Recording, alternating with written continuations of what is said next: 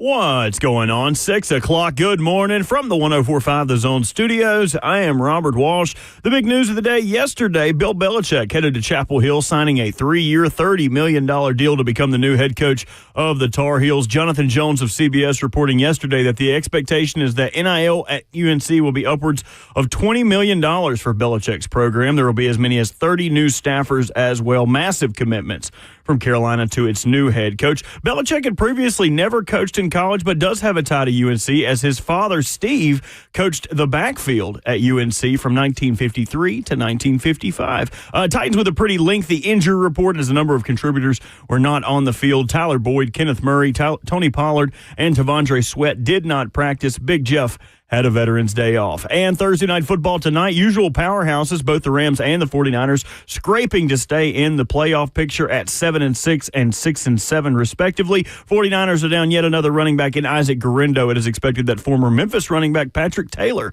would get the start. 7:15 kickoff on Prime. For all your foundation repair and your waterproofing needs, you got to go to USSTN.com. Breaking news at once on your home for the Titans and the Vols. This is 104.5 The Zone.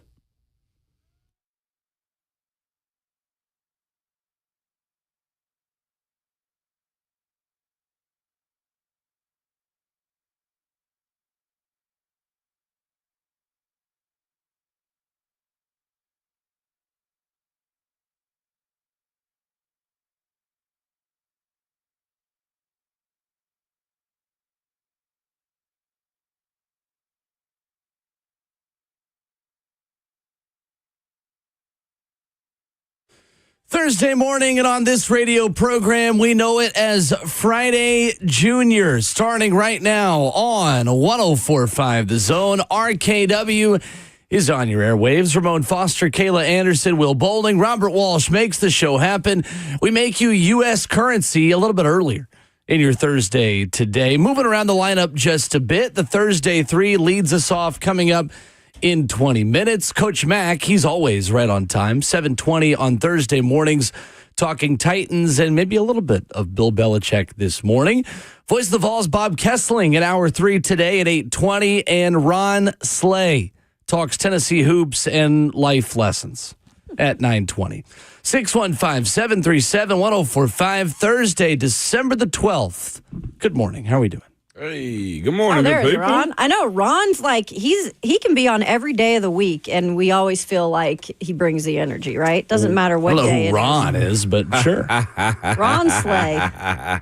My grandpa's name was Ron, so I think it sometimes comes out as Ron. Yeah, but Slay Dog. Slay Dog. Just so y'all know, too, he called me yesterday because they're doing some, I know, that's big news right there. Yeah, it's a shocker. Like, he called you? Say. Really? Sun also came out yesterday. Yeah, it did, right? Like, some stuff is what it is. But he called me yesterday after the show because they're planning on doing certain things. I had to, help them pre-record some stuff with them because they got to travel. They're going up to That's right. Next year, I'm going to see if I can sneak in a suitcase is what I'm telling you. They're going to the Army-Navy game this upcoming weekend. And he called me after. It was probably like an hour or so after they were off air. It's close to 7 o'clock. No, it was into the 7 o'clock hour. He was like, hey, I just need you to know that 4 hours, that's serious, Mom. He said, hey, now he's like, I know I've been going all day. He said, but I'm here to tell you, that fourth hour was some crap. I was like, hey, welcome to the life, my brother. Welcome Literally. to our world. Welcome to our world. But his was a little bit different because he had all day before getting that fourth hour. But we out here for 4 straight, and I'm here for it. I appreciate a pat on the back every once in a while. Well, this time of year, 4 hours isn't enough, honestly. As much as there is that's going on. There's a lot Especially going on college football stuff. Mm-hmm. Yeah, no, we've been blessed with a lot to go on these days, man. So I'm looking forward to the show. Y'all tried to flip it up on me. Last week it was Wednesday. Wednesday 3. Yeah, that's right. Now Thursday 3. I'm saying it's hard being king of the hill out here, man. I love to hear the records. Take your flowers when you get them. I love to hear the records of what everybody's losing streak is compared to mine. Oh, are you managing what we talk about and when we talk about it now on this show? Is that did something change? No, because he just knows he's not probably going to have to walk on the treadmill. Just stay in your big lane over there. Stay in the lane. There's only one room over here in the HOV lane. You're going 5-2 slow in the HOV lane. You just stay over there. I'm stay over there. Out here, baby. I'm good out here, baby. But yeah, I was delighted to hear Savage say that yesterday about the 4th hour that we get, though. It was real nice. Yeah, we're the only show that has 4 hours. Yeah. We are? Live. Yeah. Breaking news? Live. Yeah. It's all sorts of breaking news this I know. to start the show.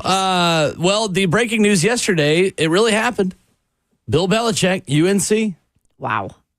It's wild. I'm still shocked, honestly. Oh, yeah. Same here. But I have no expectation that it's going to work. It's fascinating looking at this hire because I think everybody initially is going to be like, I can't wait to see what in the back of their mind they're going to be waiting to see if it crash and burn. Like that to me, I think is going to be the biggest just like magnifying glass on it in general. Is like, what does the crash and burn department look like? But mine is this. I can't believe he was able to mortgage it to whereas if it's all true, his son gets like the job after him. It's giving really, as the kids like to say, it's giving real participation trophy. Like it's giving real, hey, I can't be number one in the lineup or I'm not starting in the 4th quarter. So let my dad create his own travel team so I can be I don't know about that. coach. He's been good at Washington this year. Who? Steven. That's he's the defensive coordinator at Washington. And that was a pretty good defense. That was one of the best passing defenses in all of college football this year. And that's not a super talented team. It's who? Washington defense? No. Washington Commanders? No. The Washington Huskies. Oh, that's where his skid was at? Yeah, he's coaching in college this year. It's a lateral move for him. You mentioned Washington to me. Defensively, they were good. Yeah. They were not good as a whole team, but yes, defensively, I think they were not bad. Why didn't they hire his son then? As a head coach, well, they took the guy from as probably defensive coordinator is what they're going to do. Let's just it's giving real. Let my dad create his own travel team so I can play often. I mean, it is. That's my opinion on it. I'm not against it, but I don't want to hear the nepotism side of Bron and Bronny anymore. Either. No, I think he's a lot more qualified. No, I think this is a different situation. He couldn't get a job on his own. He did get a job on his own. In the NFL, he couldn't. Okay, well, this isn't the NFL. We're talking about college football. His dad is an NFL coach going to college to make sure that he is he's the successor behind him. What about Shane Beamer? Did he get a job because his dad, Frank? His dad also wasn't hired in that place currently with him. He was with him at Virginia Tech. He's not with him at South Carolina as a head coach. I know, but, I mean, neither was Steven at Washington. Here's my thing. I'm actually waiting to see how it turns out as far as the way he probably restructures the entire just outlook of the college football. I do think Bill Belichick's going to pull what Nick Saban wanted to by getting this salary cap done, by getting probably 2-year commitments out of it. That, to me, is what I want to see him do more in the college world than anything else, because if there's anybody that has the flex to restructure it, is him. I mean, the fact that they're already talking about giving him $20 million for his NIL, that says a lot. Like, again, I'm not mad at the fact that he's got the job at all. I absolutely think it's good for the ACC and college football in general because he brings that structure. The optics of it being for his son, I mean, it seems like it's like you leaving it in the will. I don't think he's doing this just so Steven can be a head coach. Steven's that good.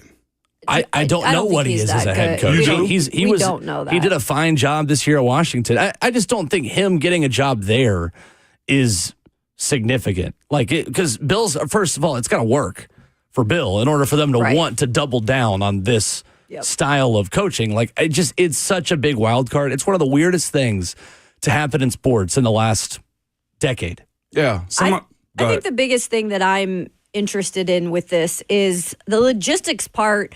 I don't doubt he can get done all of that. Like, he had the structure. That's just how Bill Belichick runs, right? I just am interested in how he relates to these young men in a different type of way, because once you get to the NFL, it is different. Those are pros, and he clearly handled it a certain way there. How do you interact with these young guys now? How are you fun? Do you let a side of your personality out where, you can maybe relate a little bit more into this world's athlete, or are you still the buttoned up type of Bill Belichick that we've always seen when he was the head coach in New England? I'm fascinated to see how that works? Because when it's all said and done, you have to somewhat be relatable to these college kids nowadays. I think in college, I don't necessarily think he has to. Well, I'll say this: for recruiting, he will. When he get them on campus, they're his at this point. I just can't see him thriving under the same structure. There would be a lot of change if you're playing for Bill Belichick, and I say that in a good way, though. To your point, like in college, I heard them talking about on two pros and a cup of Joe. They were speaking about like that's one of the last things that you don't have to give up power for as a college coach. Like Urban, like going to the NFL. One of his biggest issues was what? Control. I like coaches like control. He'll get all the control. He'll have all the control. In college. So I don't even worry about if they like him or not. It'll be, do you like winning? Right. Like that. He can legitimately say that now. So I do want to see what that turns out. Yeah, but you're still going to want to. I understand his sell is we want to get guys to the NFL. And you know that he is very, very well known. He has those connections. But if you have a maybe choice to go A or B, right? And you say, I don't really want to deal with that every single day where I'm going to get my, whooped from Bill Belichick compared to maybe over here might be a little bit more loose, but I could still get paid this money and win. I'll be honest. So that will be interesting to see. He's got to prove it kind of too, that he can do it. I would much rather send my kid to a place like that to where I know they're going to be coached up. Right. The structure, the baseline is there. As opposed to the fun coach. Disciplined. Like, you got to see both sides of it in recruiting for sure. But just because it's hard, like football's brutal in general. Well, I think one of the big questions I have is, are the highly paid recruits the most likely players to take old-fashioned hard coaching? I don't know the answer to that. Because sometimes just giving a big check to, all the guys Texas A&M did, there has to be a cultural fit part of that process as well. That's why you have Michael Lombardi, the general manager of UNC football as well. The money part of it is significant, but how do you match money with the culture of the kinds of players you want? Bert, your people in Carolina certainly have lots to talk about for the foreseeable future. They are set on any airwaves over there. Yeah, everybody's super tickled, man. I think what I'm interested in doing is defining what everyone's success is, because I think everyone would say like last year it started off as a success for Colorado, who I'm probably going to use as a comparison going forward. Right. They went 4-8. They started off really hot, had some big wins, but still were able to keep Travis Hunter, still able to keep the buzz around the program. I'm interested to see what people define as success in year one. For me, I don't think they have to make the playoff for it to be successful. I think as long as he sets the standard year one, has some big wins, their schedule certainly allows them to have at base 6 wins, in my opinion. Yeah. And who knows what any of these programs will be next year. But a pretty simple schedule with a couple big games on it where Clemson comes to Chapel Hill. You still got to play the Wolfpack, still got to play Duke. If you win the state, I think that Carolina would be happy with this investment. Yeah, it's not a crazy schedule. Their out-of-conference games are TCU, Charlotte, Richmond, and UCF. And they open up with TCU in Chapel Hill next year. Go Frogs. So, imagine if you told somebody a couple weeks ago that Bill Belichick and Scott Frost to be coaching against each other in the year 2025. Go back to 2019 and tell yourself, honestly, hey, Bill Belichick is going to be coaching UNC. Better yet, UNC Cal will be a conference game for Bill Belichick. That's wild. What a world. In Chapel Hill. 615-737-1045. Thursday, 3 picks come early today. Ramon Foster in the lead. I guess we'll tell you what his record is and how much he's winning by. And our picks coming up next.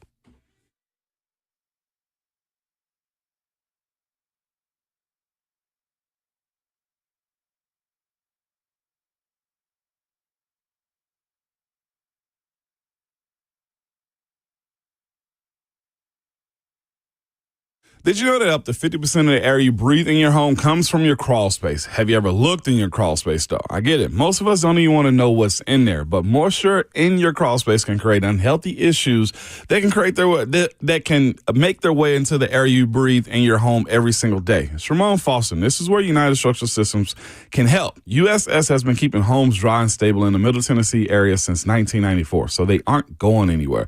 Help control moisture and musty smells with mold treatment and crawl space encapsulation encapsulation that comes with a USS guarantee. That's right. Encapsulation helps reduce high humidity in your crawl space, helps deter mold and mildew, and protects your crawl space from pests and wood rot. Turn your crawl space into a healthy space. Call USS for all your foundational waterproofing needs. And for a free estimate from the people that I trust to, go to USSTN.com. That's USSTN.com, or call them at 615-488-7855, United Structural Systems.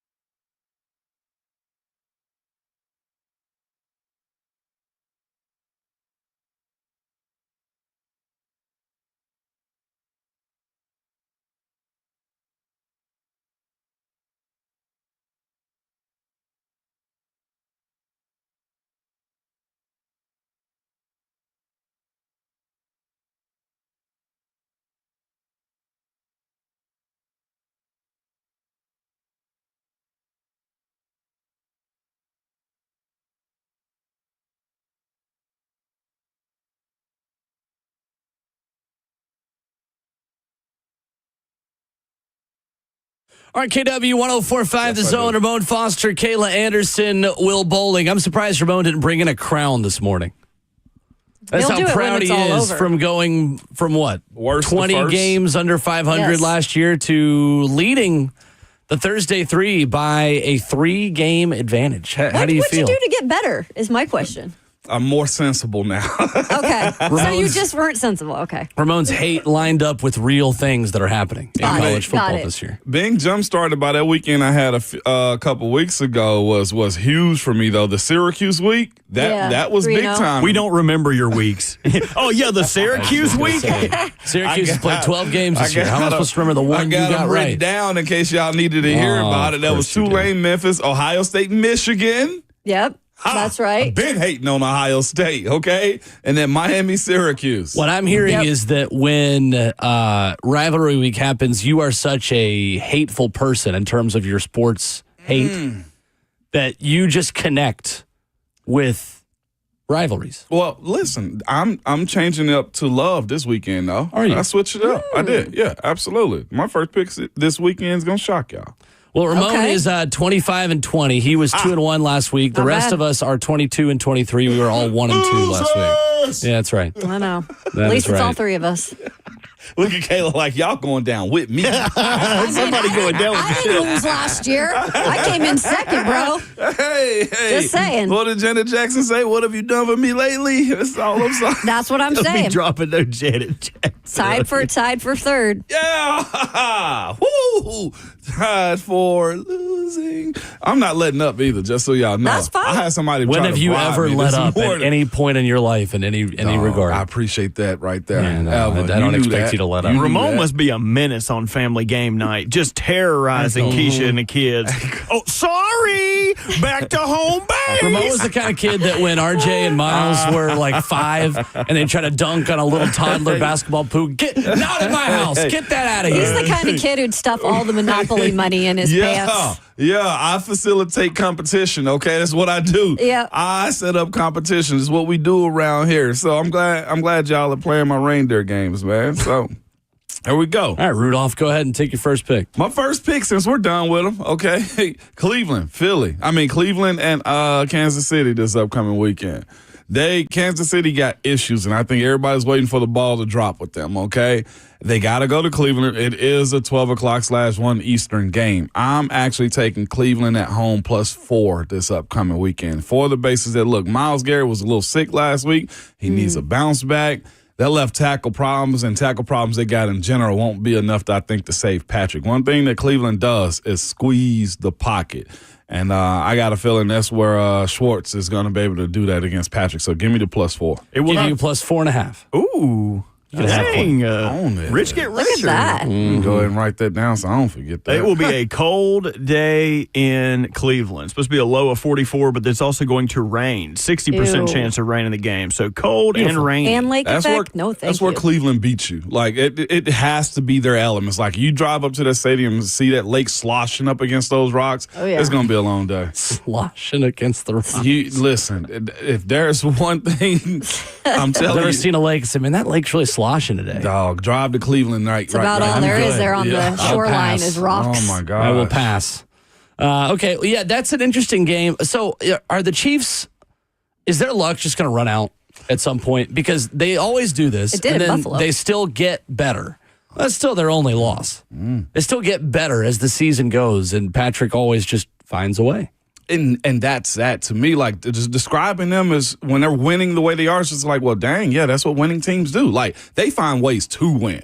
And there's nothing that can really explain it. Like, do I think he's getting calls? I don't know. Like, a lot of people think he's, but the way they donked the kick last weekend, they just, winning teams find ways to win like that.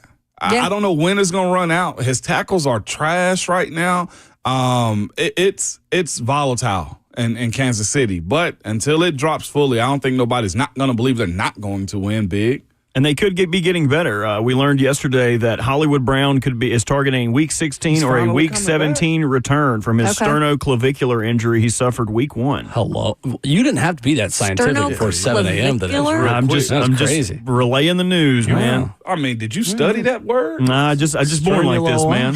Just born like What this. was that word? Sternoclavicular. Okay. It's where their sternum and their clavicular. Hardly know it. I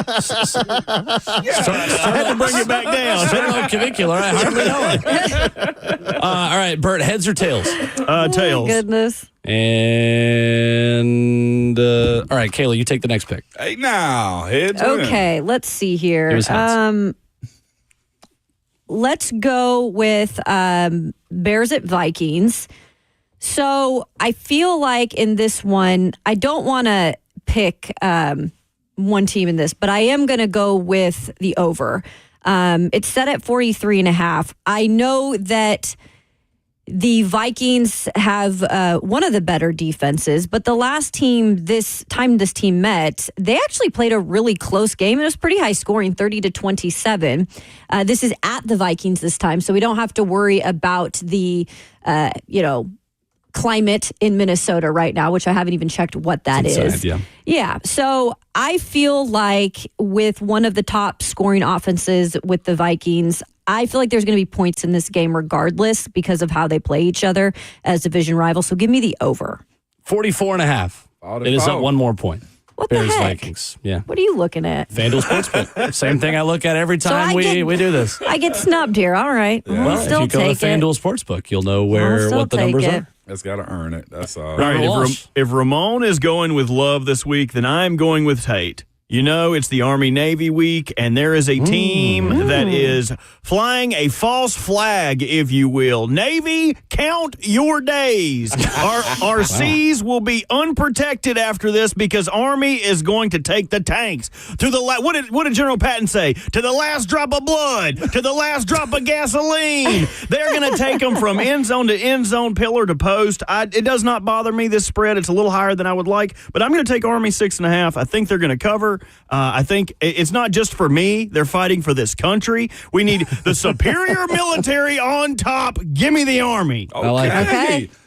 I like it. Army minus 6.5. That is the number against Navy in Landover, Maryland. Former Raven Alejandro will be proud of you right now. Hey, we'll claim him. That's fine. Just because he was dookie with us don't mean that I'm going to hate on him, man. He played his best. He tried really heard hard. that one in a while. He tried his best. Someone dropped one. Bert just dropped He one. dropped a couple, man. Go watch TJ Watt highlights from that year, and he's got about 55 on my old dude. That's pretty cool. That's sad. It was very sad. That's the reason he didn't play the next year. So it's like Will Svitek level against the Texans for the Titans back in the day. Well, like Ali's trash talking. That was very Ali just woke up. very minimum. Very minor. Sharp pain in his side. He's like, ooh. A lot of people have alarms that go off at a certain time on a radio. If his goes off at 6:30 on our show, good morning. It's gonna be a rude awakening. Tough day to wake up It's to. tough. Right. The Cowboys play the Panthers this weekend. Guys, these are the two worst scoring defenses in the National Football League, number 31 and number 32. And I think this is a very low total for the two worst scoring defenses in the National Football League, especially when you consider the way Bryce Young is playing right now for the Carolina Panthers. The Cowboys have still scored some points at times, even with Cooper Rush at quarterback. Give me Cowboys-Panthers over 42.5. I think that is a very low number for two really bad defenses.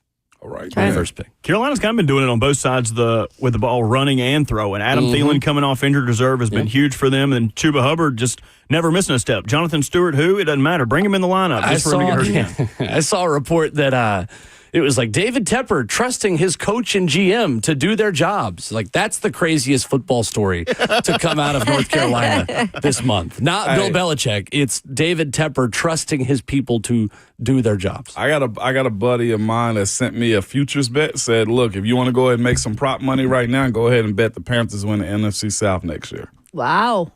I'm not going that far. Okay. Hey, listen. Interesting. He's also a guy that also had Travis Hunter winning the Heisman, and he's about to cash that bad boy in. Yeah. Fair enough. You said what, Swami over over how there. much did he make on that bet? He making over, I think, like $1,500-$1,600 on that one Nice. for a $12 bet. Let me hold it like up. Very cool. Yeah, I was going to say, he need help holding that? that. Yeah. Nuts. Might want to listen to him. Heavy as the wallet. No, heavy as the wallet. I mean, You gonna take your second pick? You just it's on me. You can go, or we can skip you. That's doing this all fine. season. I'm not used to being first and last. I'm not used to being first and last. First for the last 3 weeks. Thank you, Kayla, for saying that. Yeah, I mean that's the facts. I'm not gonna lie here. No.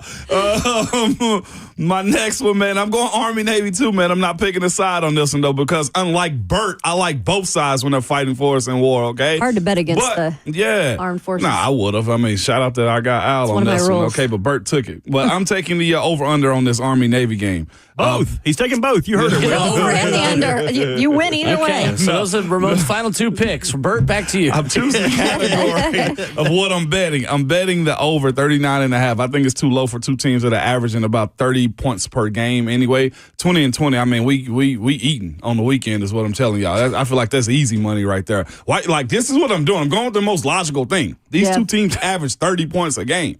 Take the over in the Army-Navy game. Problem is the game gets shortened by so much in this game because they run the ball so much that there's not as much time to score. I feel you. I'm willing to take that chance. It's called betting, not winning, okay? Ramon bucking historical trends. Generally, people would be like, oh, the under. Hell yeah. It's 39. Wow. That's pretty high for Army-Navy game. Right. And Ramon's like, nah, not this year. Yeah, he's like, I'm winning.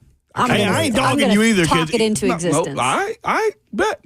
Nobody want to believe me. That is what we're doing. That's what the segment should be called. I bet. Yeah. Hey, bet.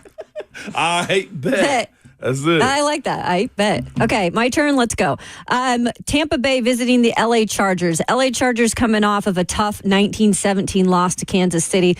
They are one of the best defenses, only giving up 15.9 points per game. Now, Tampa Bay, however, does put up a lot of points. They're averaging 27.8. I think the dam breaks a little bit this weekend, though. Tampa Bay had won 3 straight. I think the LA Chargers put a bolt in it. Give me the Chargers at -3. Okay. Chargers -3. Robert Walsh.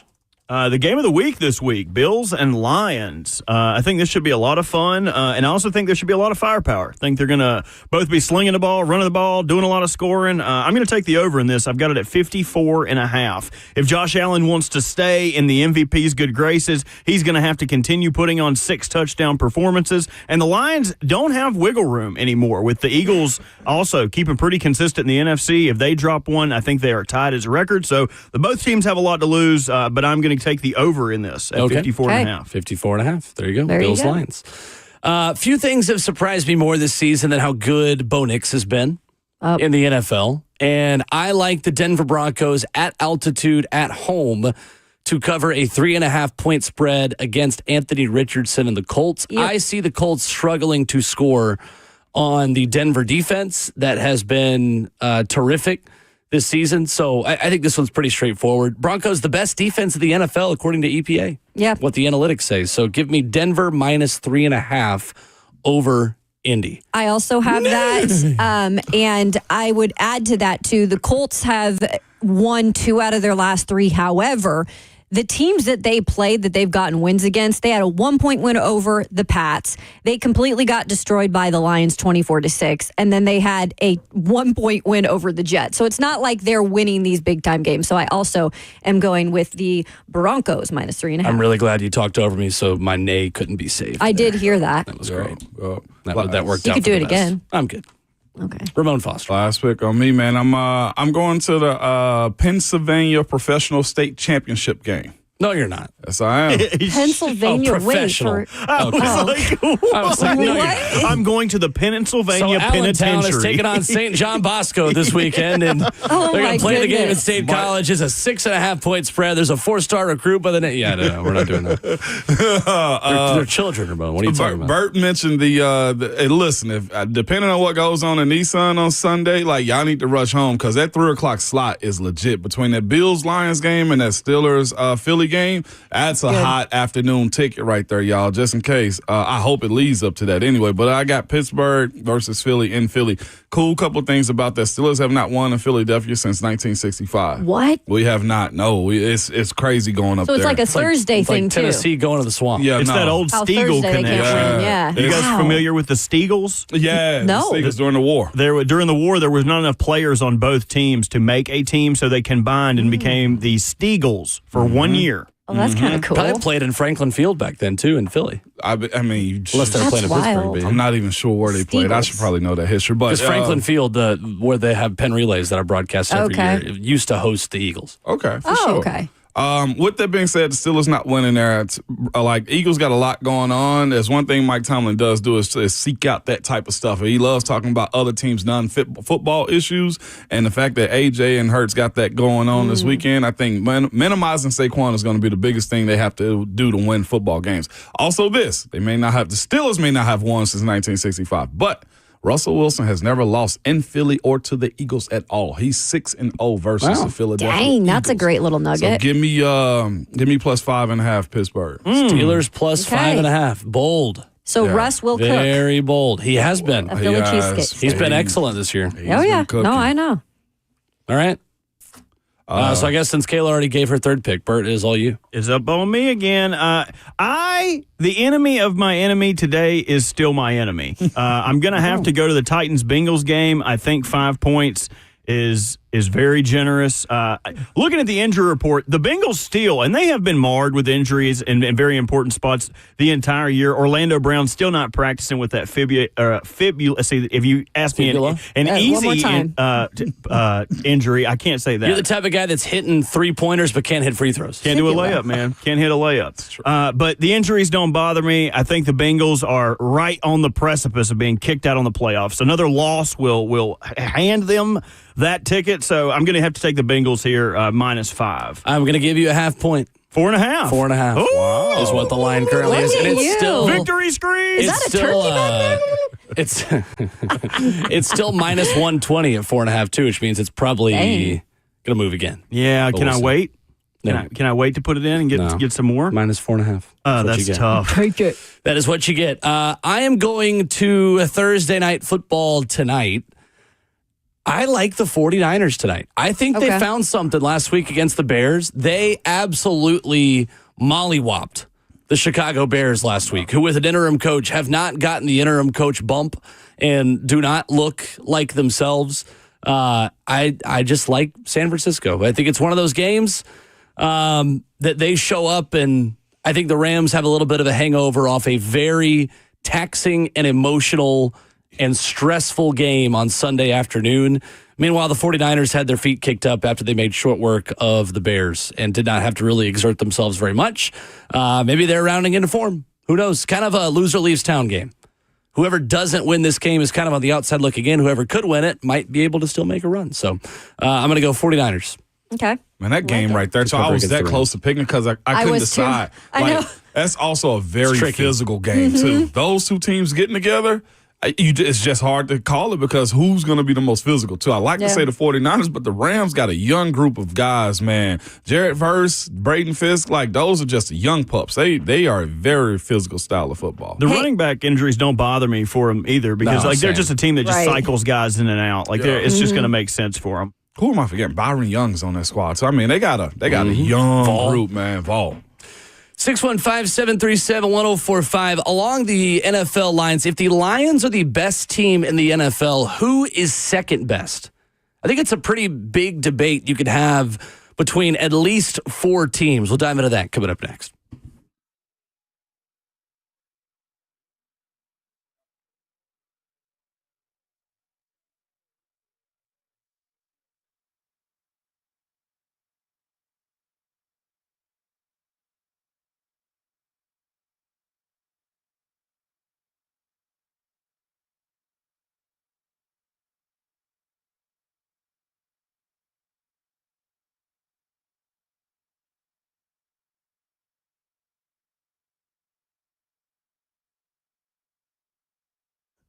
Hey, it's Kayla with We Grow Hair. I contacted them several months ago, told you the story many times, but was seeing that my hair was thinning on the temple area. So reached out to them, went in. They did everything to get me on my hair growth journey. And, you can lose up to 50% of your hair before you even notice it. So if you even notice a little bit, go in and get on a program. They'll get you headed in the right direction. They've got their PRP platelet-rich plasma treatments.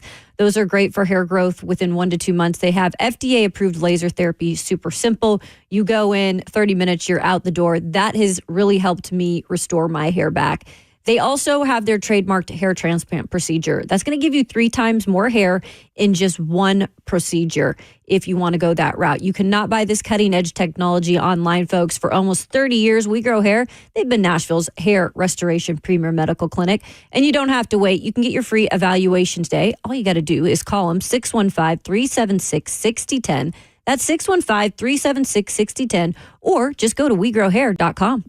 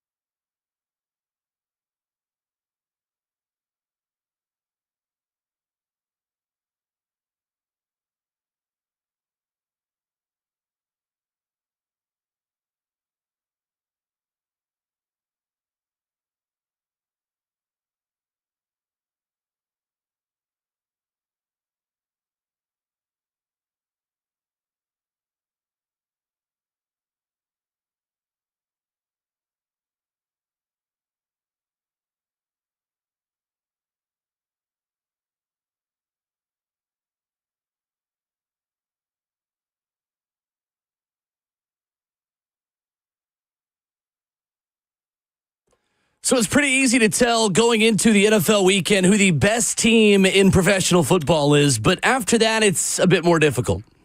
Wrapping up hour number one on RKW, 615-737-1045. So the Lions at number one, I think we can all agree, right? Mm-hmm. At this point, it is Detroit, and then it is everyone else in the National Football League. Who is the second best team in the NFL? Second best team in the NFL, to me, has to be Kansas City.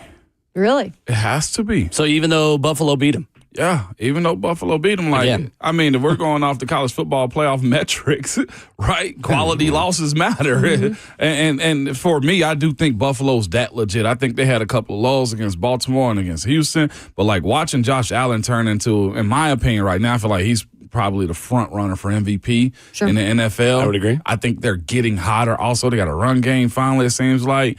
So if that's their one loss, I got to give it to Kansas City, because here's the thing about it. Say what you want to about them. They are winning tight games. They are finding ways to outbest you. And, of course, as long as you got Patrick Mahomes, I feel like we're having the same conversation that we were having as far as Tom Brady and the denial of him. 12-1 in the NFL, that's hard to do. I think the Kansas City Chiefs are your second best team. And also this too, what they got going on to me is the idea that defense is playing well. Like, the offense has somewhat been minimized because they got some turnstiles at tackle that are causing them problems. Yes, they do. Pacheco is back. So the run game I expect to go up even more, which is going to open up Patrick Mahomes even more. And that defense, I mean, that's been what's sneaky about what they got going on, is Chris Jones and that defense is solid. I'm going with the Pittsburgh Steelers. I know it's a little different, but I just think this team, once they were able to figure out how to play offense in terms of just adding the parts, adding the coordinator and Arthur Smith.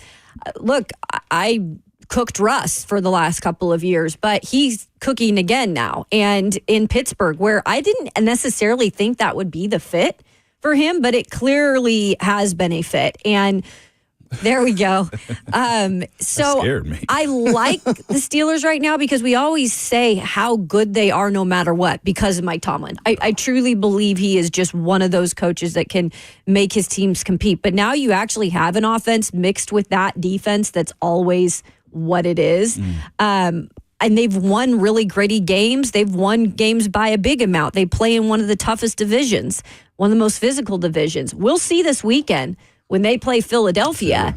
But I'm going with the Pittsburgh Steelers, guys. I feel like the Steelers are in the same conversation as the way you view Tennessee college football, like Tennessee Vols. Okay. Like, you can believe they're good, but like they need to show you that they're good too, kind of in that same conversation. Yeah. That's the way I viewed this season for them because of, like you said, all right, is Russ really going to do it? Mm-hmm. What about the Eagles? Yeah. I thought that was an obvious pick. I think they are very, very, very good. I think they're probably the second best team right now. I think if you ask me who's going to be second best when it matters, I would say Kansas City. But if you ask right now, if I'm lining up all these teams on a Sunday this upcoming weekend, I think it's Philly. And the interesting thing about Philly is they have been outscored 59-17 in the opening quarter this year and are plus 150 in point differential for the other three quarters. If Saquon Barkley stays healthy, I think this is the biggest threat to Detroit. Definitely in the NFC. I believe more in what they are doing with Kellen Moore and with Jalen Hurts and Saquon Barkley and a healthy now A.J. Brown than I do with what Minnesota is doing when push comes to shove. I think Minnesota plateaus and is a early upset candidate in the NFC. Yeah. But we at least have proof of concept of the Eagles and this group of Eagles players getting the job done when the weather gets colder and when you get to December. They've won 10 straight, I believe. Is that 9 or 10 straight, Philly, right? And I think it's 9 straight is what they've had. So they could go for 10 straight. That's incredible. I just wonder, like, can they keep that up? Right? It seems that way. Right now, there's a logjam up top, too. Because, well, you mentioned Minnesota, and I almost forgot about Minnesota in a sense. It's easy to. Because they just keep winning. They won 6 in a row. That's what I'm saying. They keep winning. Then on top of that, Detroit's in that division, too. So it's like looking at their stat line, just overall numbers. So averaging 26 points a game. But defensively, Minnesota, They're only giving up 18.5. So, they are a legit squad. If I'm not mistaken, one or two of the rushers of double-digit sacks. I think I was looking that up yesterday. What is it, Grenard?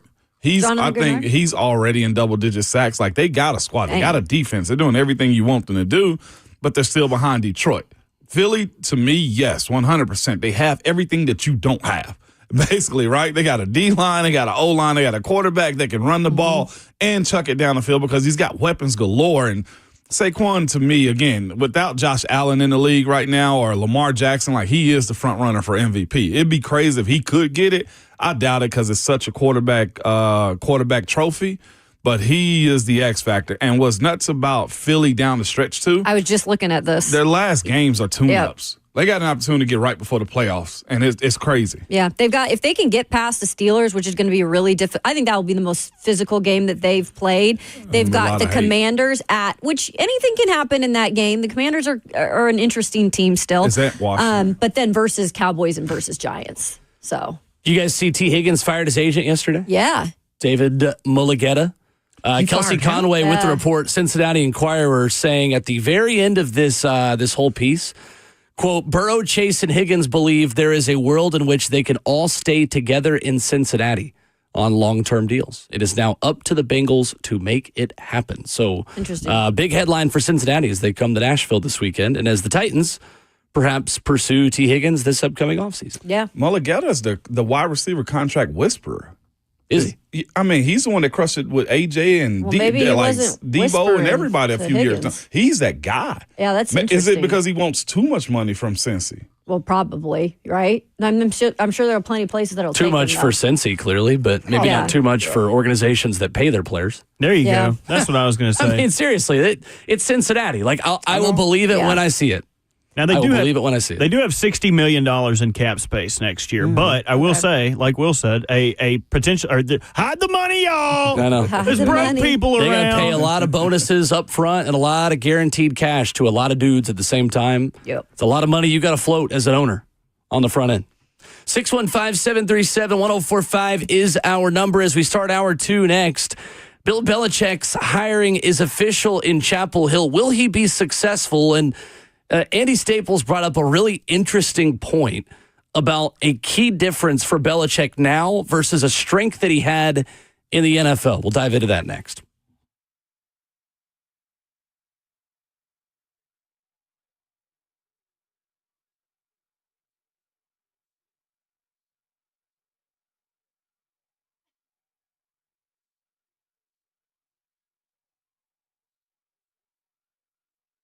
It's Ramon Foster for Hiller Plumbing, Heating, Cooling, and Electrical. Y'all, it's the holiday season, and right now, Hiller's giving away cash all throughout, the rest of this year, man. They're giving away cash with select holiday purchases, all right, where you can get a $500 Visa gift card when you buy a select new HVAC system or new whole home generator. You can also get $250 when you get a new tankless water heater. They got a lot of deals and specials going on, too, like the $99 drain cleaning special this month. Take better care of your home this holiday season before going into the new year, man. Reach out to the people that I know and trust, man, to do work around my house, and that's Hiller, man. Go to happyhiller.com today for more details.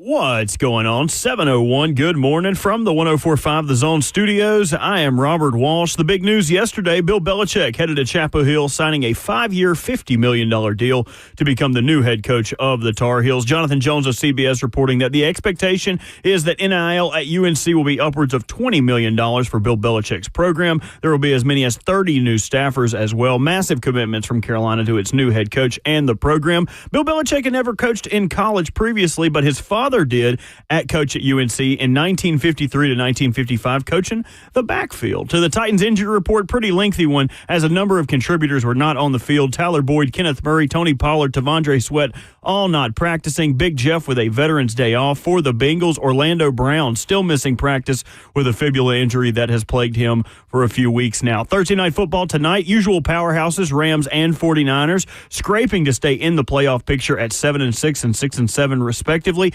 49ers could potentially be down another running back in Isaac Guerendo, who is questionable. If he can't go, former Memphis running back Patrick Taylor would get the start. 7:15 kickoff on Prime. For all your foundation repair and your waterproofing needs, you got to go to USSTN.com. Breaking news at once on your home for the Titans and the Vols. This is 104.5 The Zone.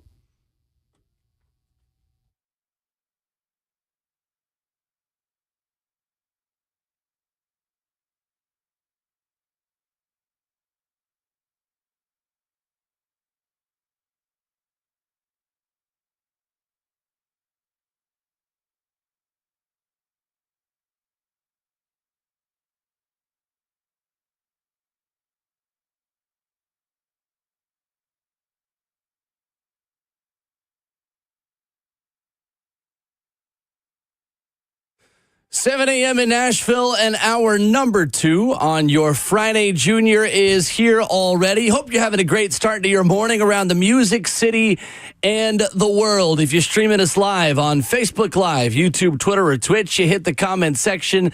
That's the F&M Bank chat on 104.5 The Zone TV. Or you can hit us up on your phone at 615-737-1045. We'll be joined by Coach Mack in just about 15 minutes. Voice of the Vols, Bob Kessling, coming up at 8:20, and Ron Aloysius Slay. Hey. We'll talk Tennessee hoops and life lessons with us at 9:20, as he always does. Going to talk about Bill Belichick and UNC. I thought Andy Staples had a really interesting column about him and about whether or not he will be successful at UNC. But Kayla, you tell us you have a story for the people. Real quick, I just wanted to give people hope this holiday season, because not all of us are seriously fortunate sometimes, or they don't feel like miracles can happen. I feel like I'm going to get choked up. This is so stupid to get choked up about, but so my mom is a single mom, obviously right now, like doesn't have a significant other, retired. Yeah. And I think those of us who are people and animal people know this, but Bert, you're a cat person, right? Yeah, big cat guy. She loves her cats. Mm-hmm. And she had this cat for like years. Stinker, by the way, is the name. Great name. And one day, you guys, I'm not joking, my brother was up there visiting with the kids, and the cat just disappeared. And she lives in a field, and she lives by the woods. So we thought, there's probably a good chance the cat got, you guys can. Coyote got it absolutely. or something. Yeah. This was 4 months ago, mind you. 4 months ago, and she was so devastated being, that her buddy, and took her a while to get over it. You guys, last night, I got a text at I don't even know what time, I woke up to it, saying that someone had found her cat. Let's go. Called her, sends the picture in a little carrier, and says, this woman just found the cat. Wow. 4 months later. That's nuts. Welcome home, Stink. Contacted my mom. And I was like, are you freaking serious? Yeah. I thought it was a joke, you guys. Here's the picture of Stinker. Wow. And she's bringing it over at 8 a.m. this morning. Let's go. I thought that was the coolest thing ever. I know it seems so stupid and simple, but to my mom? Man. Like, that was her buddy. Yeah, go off, stink. That's Hell what I'm yeah, talking that's what I'm about. talking So make it a Christmas miracle this season for whatever it might be for you guys out there. That was pretty damn cool. So do they like have to send like the cat to therapy and like unwind what happened to you in these last 4 months? That's a great question because you never know, right? 4 months is crazy. That's crazy, right? That's August. We were doing training camp stuff 4 months ago. What have you been doing, Stink? I don't know. What have you been doing? And not only that, don't come back to my house because it's about to get cold outside. Yeah. Like, don't be using He's now. playing like 6 right tackles in the time that Stinker was there. Exactly. It's like just eating it up. But yeah, so that's sorry to get awesome. emotional, but that's just kind of the time of too. year that's so cool. There's something magical about it, and that's just one of the examples. So. No, that's sick. Yeah, so That's how thanks you for letting know me share. cats are way more smarter than dogs. Because your mom's cat like survived and came back. Zeus was gone for less than 24 hours, and I feel like he had to be brought home by the police. He couldn't hide good or nothing. Yeah, they can't. They can't do that kind of stuff. All right, Stink, you're retired to the catio for the rest of the year. So yes, cheers to that. Awesome. Nice. Happy for your mom on that, Kayla. Mm-hmm. That's big time. All right, well, Bill Belichick official in Chapel Hill. We talked about this a little bit earlier this morning. I thought Andy Staples made an interesting point that Bill Belichick's strength in New England was knowing when to cut a player loose. I'm serious, knowing when a guy deserved a second contract or a third contract or when they just needed to be gone. Said he was especially good during the second phase of the Patriots dynasty at recognizing when a potential free agent's asking price wouldn't fit under the salary cap without hurting the organization.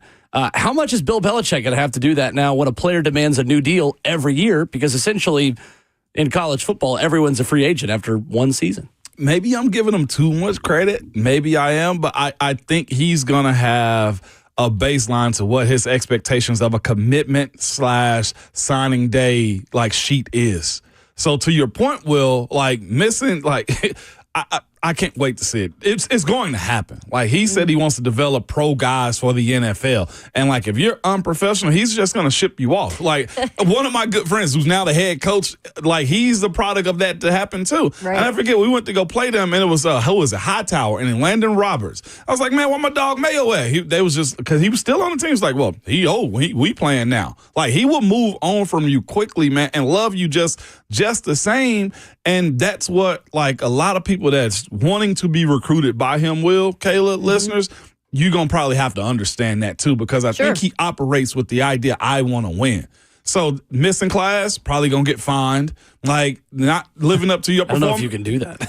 Why not? In college football? Are there rules that say you can't I think now? there probably are. Are there?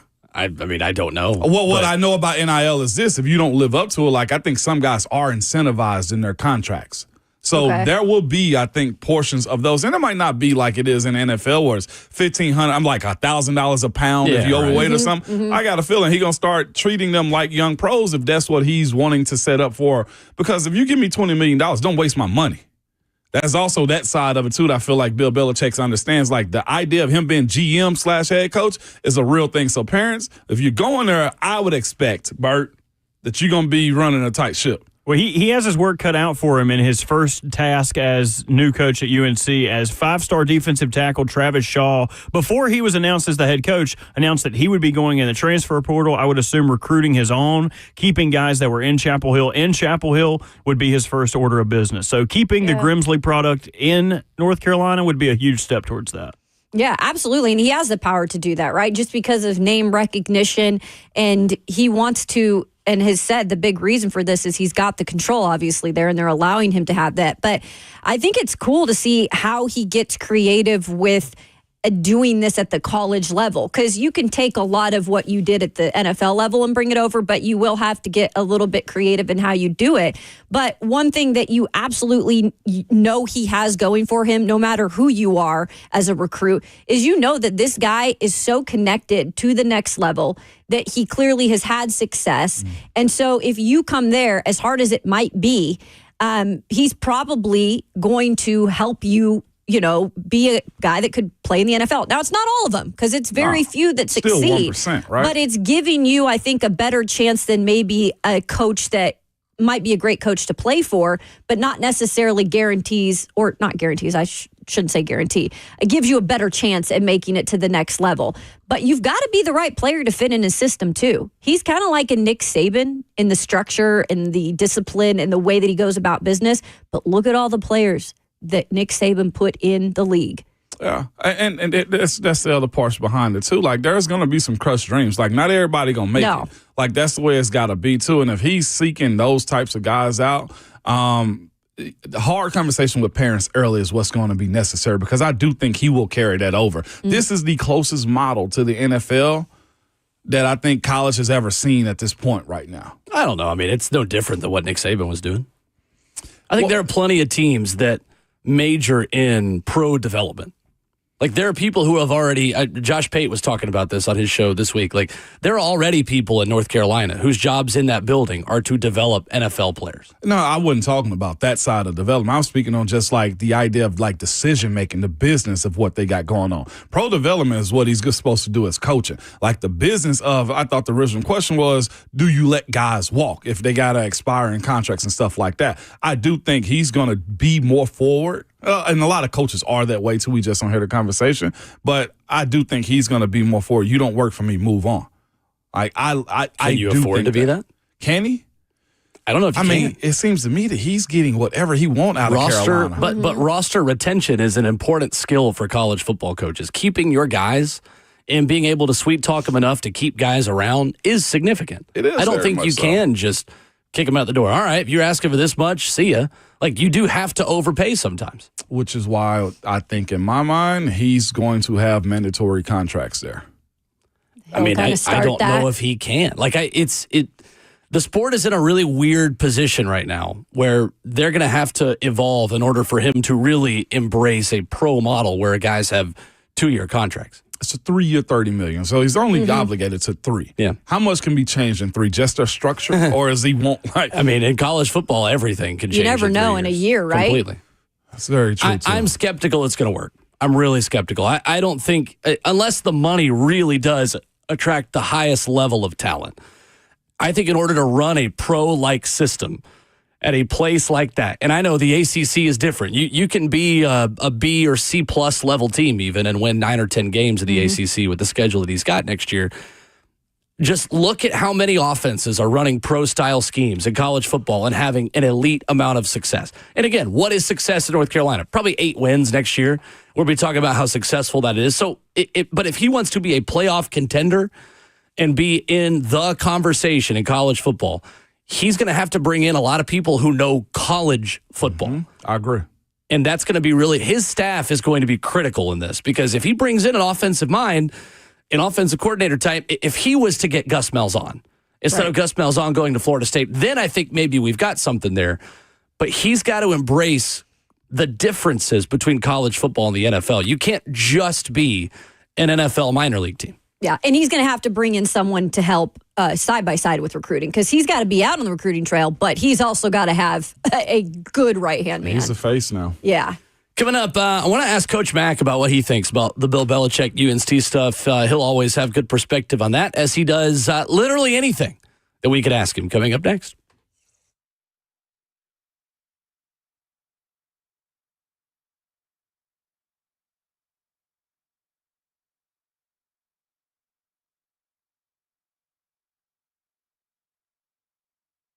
What's going on? It is Will Bowling Sunday morning at Gray and Dudley, the Bankers Alley Hotel. You can come tailgate with us before the Titans take on Cincinnati. 221 2nd Avenue North in downtown Nashville. We will be there at 9:30, and this is the perfect place to start your game day. You park there with us at the Bankers Alley Hotel in Gray and Dudley. We got some great offers for you. $20 if you come dine in at the restaurant at Gray and Dudley, or if you just want to park and go ahead and walk across the bridge just a couple of blocks over the Cumberland River, and then you're right there at Nissan Stadium. then you can do that for $30. We got a brunch burger and Bloody Mary combo, $25. You get a fried egg and bacon on that burger. The Bloody Mary with bacon, cheese, house pickled okra, olives, lemon, and lime. It is literally like an appetizer in a glass. Or you can just go mimosa, coffee, or a beer in old fashioned. One of the best old fashions in the city of Nashville. 221 2nd Avenue North. Come and see us at the Bankers Alley Hotel. That's Gray and Dudley, 9:30 a.m. before the Titans take on the Bengals.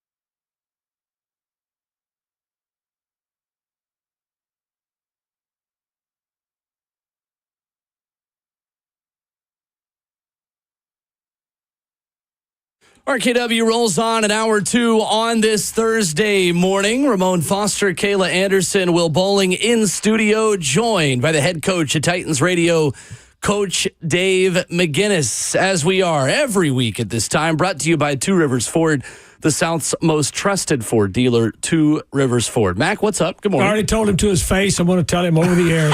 Bert, venison jerky, outstanding. Nice. Hell yeah. Let the people know, Mac. Well, that's what I'm doing if you'll be quiet.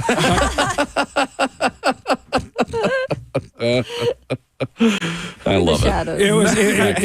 It was really good. And I'll tell you what, you know who I shared it with? Nobody. So that's how good you know it was. Yes. Who does Coach Mack know? Everyone. Everyone. Who was Yes. eating his the venison jerky? No one. It took me 2 years to get that venison jerky. I wasn't cutting it loose. That Venn diagram does not overlap at all. It was good. Of people Coach Mack knows and people who are eating the venison jerky. Thanks, Bert. I love it. Anytime, Good Coach. stuff. No, not anytime. Thanks. Matt, we were talking about Bill Belichick before the break, before we dive into Titans and Bengals, and I think it's going to be a really interesting case study in, obviously, an NFL lifer recreating that model for the new age of college football. How do you think that's going to work at UNC? Well, I mean, who knows? I mean, but I know he knows football. Without a doubt, he knows football. A lot of it's going to depend on, and he's coming in at a good time in collegiate football because of the transfer portal, because of NIL. I mean, it's a mini NFL now. Big time college football is. I mean, that's what it is. And now also his coaching staffs are being able to expand now. You're expanding a personnel department now. He has already hired a GM. I mean, so he's coming in at a good time. I promise you this: the people that are going to be around him for 3 years are going to learn some football they didn't even know existed. Coach Mack, when you look at most coaches run away, NFL coaches run away from the college ranks. What do you think has brought Bill Belichick to wanting to coach at University of North Carolina? Just what I said. It's different now. It's different. I mean, this is a mini NFL now. It's not like it used to be. Yeah. I mean, it really isn't. I mean, you're not signing 17-year-olds to 4-year guaranteed scholarships. Right. You've expanded, and they've also with the invent of NIL and also the transfer portal, you've expanded on-field coaching staffs, you've expanded personnel departments. It's like a mini NFL. It's not like it was. It's not like it was, the 13 years I coached in college. Yeah, sure. It's very, very different. It's very different than when, I'm getting ready to do an hour here with Doug Matthews. It's different than when he coached. The Power 4 football is different now. It is. I wonder how much would this cut into the secondary leagues like the XFL or whatever else now, because you got a quality coach and Coach Bill Belichick going to college as opposed to what the XFL, whichever name of that league is, wants to do as a secondary league to the NFL. Like this has to, hopefully it doesn't cut out careers of like future pros, but it has to take a hit to it. Well, there's too many players. It's too many. Yeah. And it's never been anything else for the player. The numbers are, the numbers of players are staggering. All the years that I coached, the number of resumes that I had on my desk, in a drawer constantly of people wanting to play, the numbers are staggering.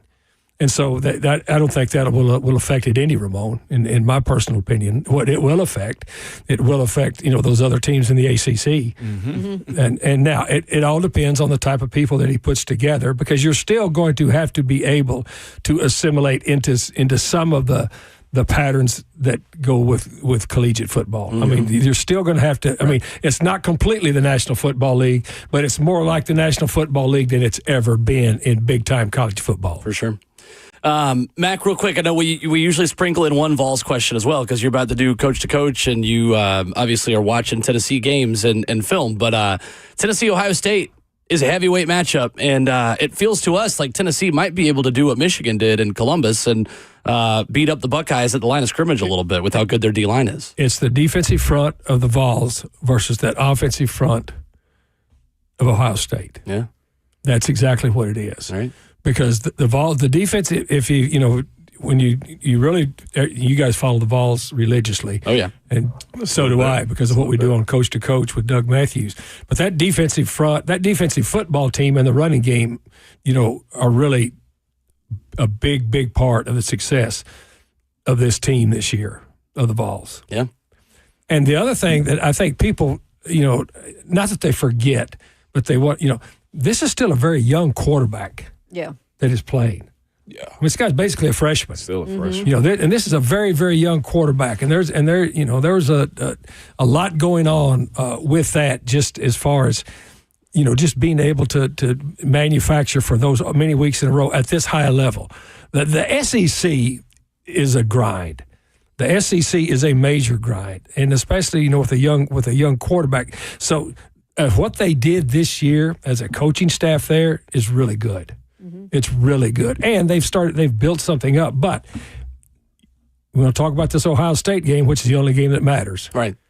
It's the defensive front against that offensive blocking unit of Ohio State. That's what it'll come down to. I love it. I can't wait. We can talk a little bit about it next week as well. Mac, shifting gears to the Titans. When you look at this Cincinnati Bengals defense that has struggled this season in the high 20s pretty much in every ranking, 29th in points against, they struggle against the pass, against the run. Why do you think they have not had so much success? Why have they been so bad, in your opinion, this year? Well, they've had injuries. I mean, that's they've had injuries. They've had people that were hurt, and that's what happens. Because when you get your top line guys hurt, regardless of whether you brought them in as free agents, regardless of whether they've been with you for a while, the guys replacing them are not quite as good, or they would be up there in front of them to begin with. So they've had injuries. The thing that has saved them is that with an offense that scores 28 points a game on average. And I've called a lot of defenses during my years in the league. And if you've got a 28-point spread to start calling defenses with, that's a lot different than calling defenses with your heels hanging over the cliff. And so that's what's helped them. It is. Coach Mack, the other side of that defense, though, they got a guy that's a stud. I think he's leading the NFL in sacks, and that's Trey Hendrickson. You know who Trey Hendrickson is? What is I'll he, stop Coach you Mack? right there. He's Kyle Vandenbosch. Is he? It's exactly what he is, because he is a high motor, high effort, just to the wall every time he does something. I mean, you just when you just watch him, you can see.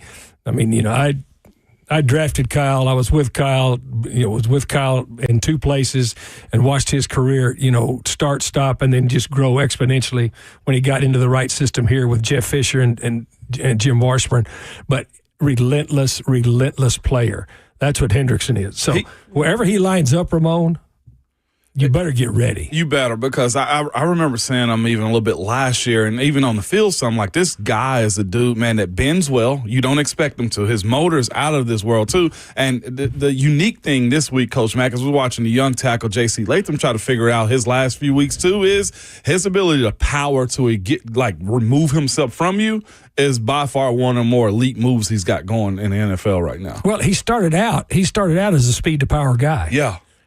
But as you said, the flexibility, you notice the flexibility is something, when you're looking for flexibility and you're looking for that motorcycle lean, when you're looking at people coming out, a lot of times you try to look within the category of where is that elite knee to the ground motorcycle lean that comes around. But there's graduations within that are good enough. Mm-hmm. But when you've got a speed to power move, then if you can edge just a little bit and you have a speed, this, you're going against people that have speed to power, then if you've got just a little bit of edge ability and you don't have to run a big hump to get there when you decide to go to the edge, that's what this guy does. But this guy doesn't stop. No, he doesn't stop. And it's fascinating that he's on that defense and Sam Hubbard's on that defense. They got a great core of linebackers too, but they're giving up almost 45% on third down, Coach Matt. Like how they got to have more than one person.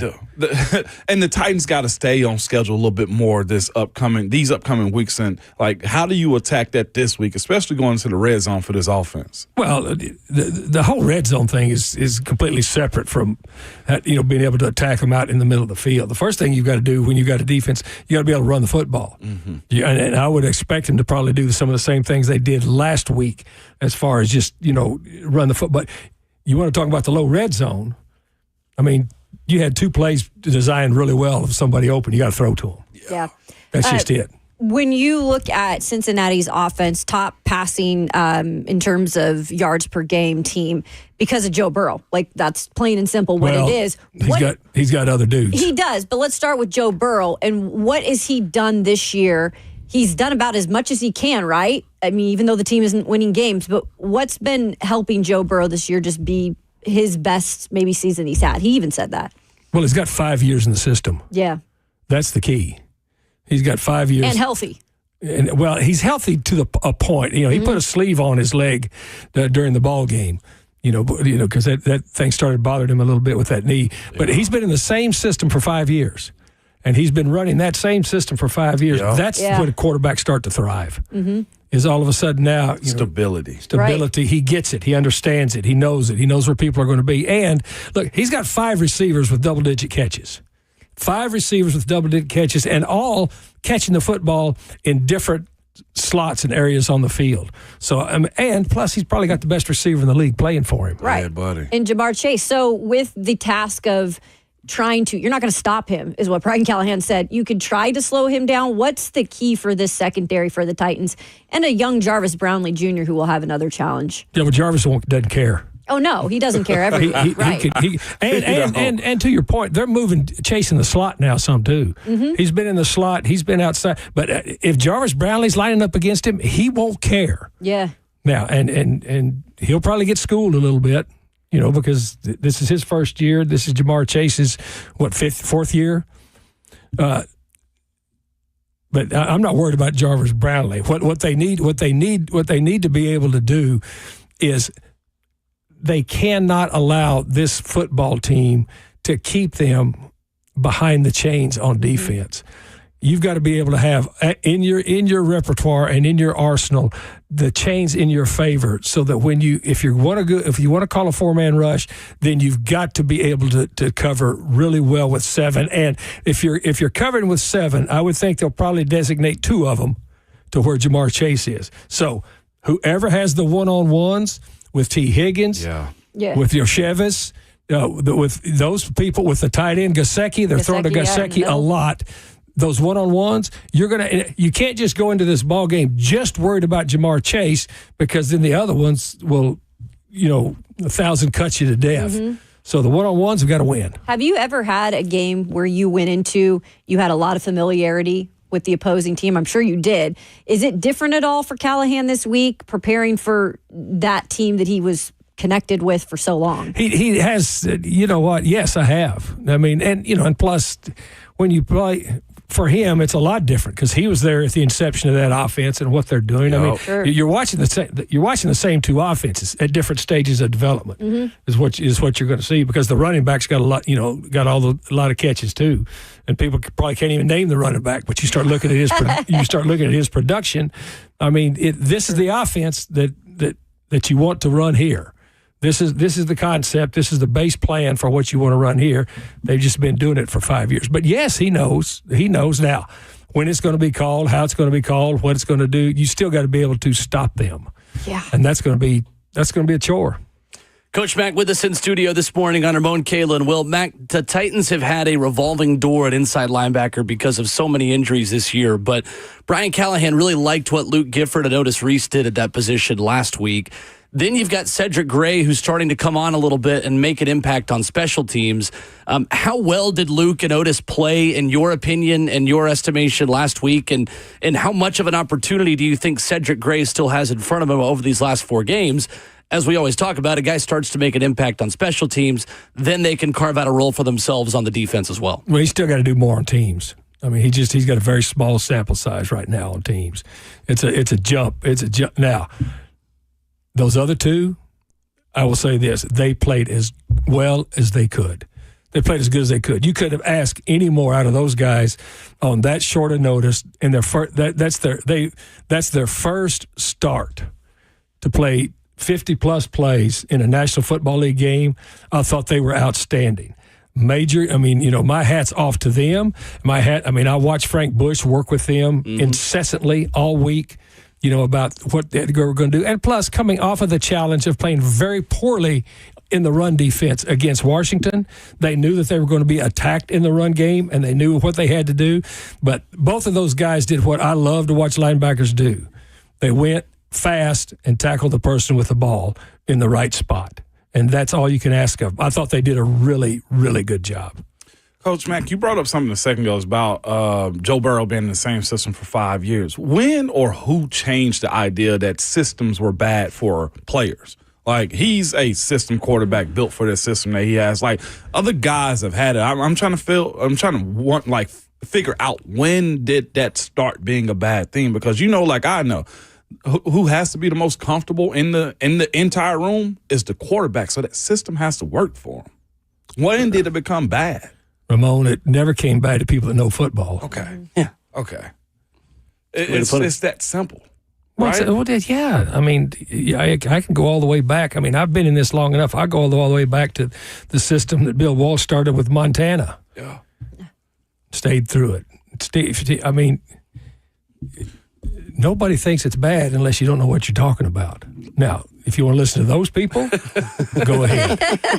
In my time, we had 3 coordinators, and each time it changed, our words were the same. They may have added legs to it and, changed protection here and there and try to, correct certain things, but I never changed words, Coach Mack. Like, we added code words and the up-tempo offense and stuff like that, but as far as, you switching what the quarterback was going to do, no, it never happened. Well, you had a very unique career, and you worked at a unique place in the National Football League. That's one of the most stable coaching situations in the history of the league. And that makes a big difference. It does. It makes a big difference for the players. Yeah. I mean, and that's a very, very unique situation to be in. Yeah. Think about it. Yeah. Think about all the coaches that have changed in the National Football League on a yearly basis. And the Pittsburgh Steelers have had 3. Mm-hmm. That's wild to think about. And it's crazy, too, Mac. You talk about college quarterbacks and going back to the transfer portal conversation. There are not a lot of quarterbacks at any level of football anymore who get more than 2 years with the same coordinator in the same system. Yeah, and that's probably the negative of what's going on now with the transfer portal. Mm-hmm. But when the transfer portal first came into being, Will, I mean, you follow it closely. The first position that it affected was the quarterback. 100%. Because those guys want to play. Right. And there's only one of them. Right. There's one of them, that's going to play on a team. And so that's why they started doing it. Now, to Ramon's point, I mean, this can, I'm sure you guys talked about this before because you lead me into something that I know you guys probably sat in the green room and said, let's try to trick Coach Mack on this one. No, never. Is that now when you're doing that, now what's happening is you can see most of these collegiate systems offensively are the same. Yeah. Right. It trickles up. Right. For sure. And down. Yep. And there's reasons for that. There are reasons for that. Yeah. Coach Mack with us Thursday mornings here on the show. Good to see you, Mac. Appreciate you. All right, guys. See you. Stay warm. Coming up, a headline that was a little bit buried on ESPN.com yesterday. A former member of the Titans organization getting a look at a general manager position. We'll talk about that next.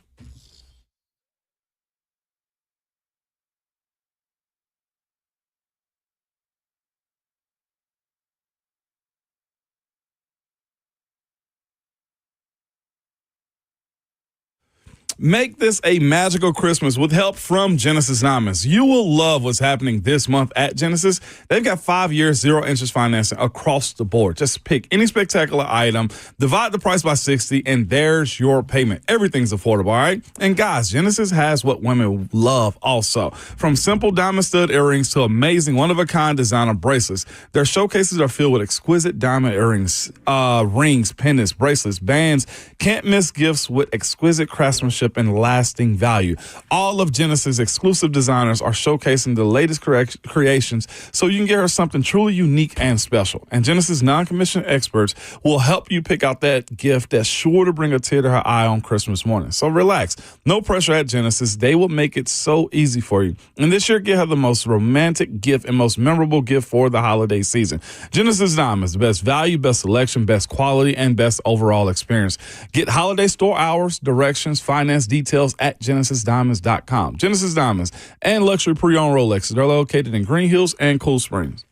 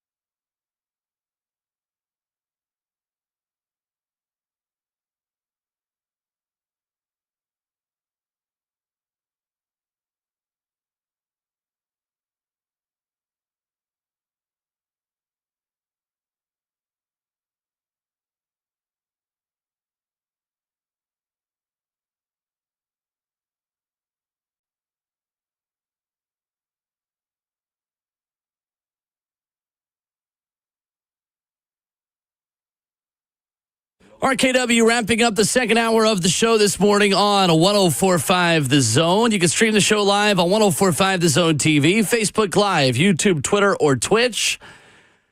ESPN.com, this time of year, there is a lot to parse through. There are coach rumors, there are GM hires, there are scouting evaluations of quarterbacks that are already beginning, and sometimes ESPN.com and the powers that be, guys like Dan Graziano and Jeremy Fowler, will just post a Bible of information.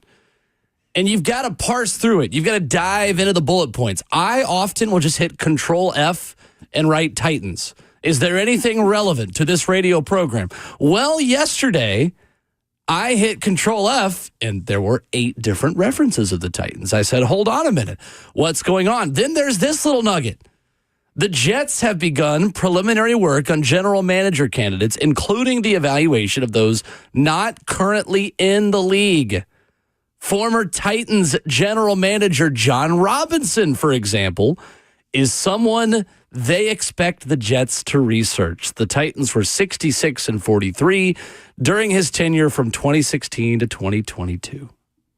Can't take away from J. Rob and his ability to find talent. He did a good job while he was here. I think when it was good, it was great. Exactly. That's the point to be made right there. Is and the league is full of what? Second chance opportunities. Sure is. Having time off, I'm sure he stayed in the fold as far as his relationships and stuff like that. Another thing too is he comes from that Patriots background that always holds a little bit more stock too. And the guy again ran a program here in Nashville well enough to get you to the AFC Championship. Like, what happened? Because we got an article now we'll have to discuss in a little while between coaching, management, ownership, and everything else involved here. The front end of that was because of what John Robinson did in the draft boards and selection. So got to tip the cap, and I'm sure somebody's going to kick the wheels. Yeah, and that's the thing. It is a league of second chances, third chances, whatever you might say. And that holds true for general managers who, by the way, he's been out of the business for a couple of years.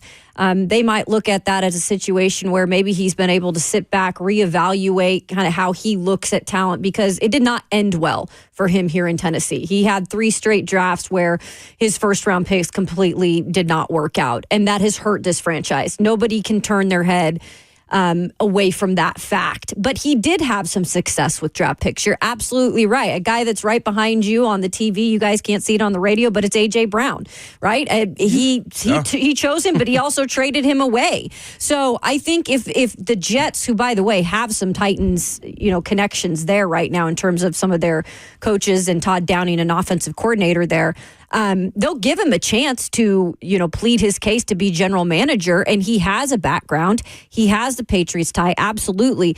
I think the biggest question for him is how have you sat back and learned? What have you learned when you've kind of reevaluated yourself at this job? It's interesting. I still think that John Robinson, without a COVID pandemic, would have had more success here. I really do. I think everything started to unravel when him and his scouting department and his staff couldn't sit in the same room with a player and look them in the eye and evaluate them man-to-man in person. Now, that's part of it. Everyone had to deal with COVID. It's not like the Titans were the only team that had to evaluate draft prospects over Zoom. But that is really when things started to unravel, and that's when you had a 2020 draft that gave you Isaiah Wilson, Christian Fulton, Darrington Evans, Laurel Murchison, Cole McDonald, and Chris Jackson. You essentially went over. I mean, Christian Fulton was a successful player when he was healthy. But again, for a second-round pick, did he live up to pick 61? Probably not. Right. Darrington Evans gave you absolutely nothing. He was more interested in playing video games than he was playing football in the time when he was here. So that draft in and of itself, like, you were so good in the 2019 draft, obviously, that you had a little bit of a buffer. But once that draft in the 2021 and 2022, and those guys were all you had as the foundation of your roster, the cracks in the foundation broke, and it all just kind of fell apart. And now we are still paying the toll and paying the cost of this roster just not having any kind of firm foundation because you missed on so many draft picks. To me, that all started in COVID. And I just still think maybe he was so old school that without having to evaluate players in such a new way, he might still be the general manager here. I don't know that. I wish I could see a hypothetical of what this organization would look like if COVID never happened, because I think he would still be here and this organization would still be in a much better place than they are now. But now Rand Carthon and the rest of everybody else is paying the price of the mistakes that Robinson and Vrabel had at the end. I think he also got a little bit overconfident after drafting Jeffrey Simmons, knowing that this was a guy who had an injury, right? And you got him, and he ended up being what he is today. And after that, I think maybe a little bit he rolled the dice, especially with the Caleb Farley pick, where you knew what that background was in terms of the medical. You did? So I think that plays into it too, Will. I agree. I think they got high in their own supply. They did. And the other thing, too, is you can't miss on those first rounders. I'm not sure if you said that, too, already. No, I did, but, like, Isaiah Wilson and Caleb Farley and Traylon Burks back to back to back years. Yeah, like that's a three-peat nobody wants to be proud of at this point. And that's no disrespect to those dudes, and they'll probably go on. Well, Isaiah's already done. I think Caleb's on a roster still. Carolina. He's on Carolina. Yeah, he's on the active roster. But yeah, you can't miss on those. Those are the foundational pieces. And then on top of that, at the time you knew you had Lawan who was getting older. I mean, you tried. What the heck am I saying? You tried. Built a good offensive line though. I mean, Isaiah, like that was. I hate to say like a can't miss type of guy prospect, but like he was supposed to be a can't miss first rounder at the pick that they were getting him at. Immaturity, bad mistakes, 29. And I mean. He checked every box you needed other than, like, Will, you said, interviewing him behind a computer screen.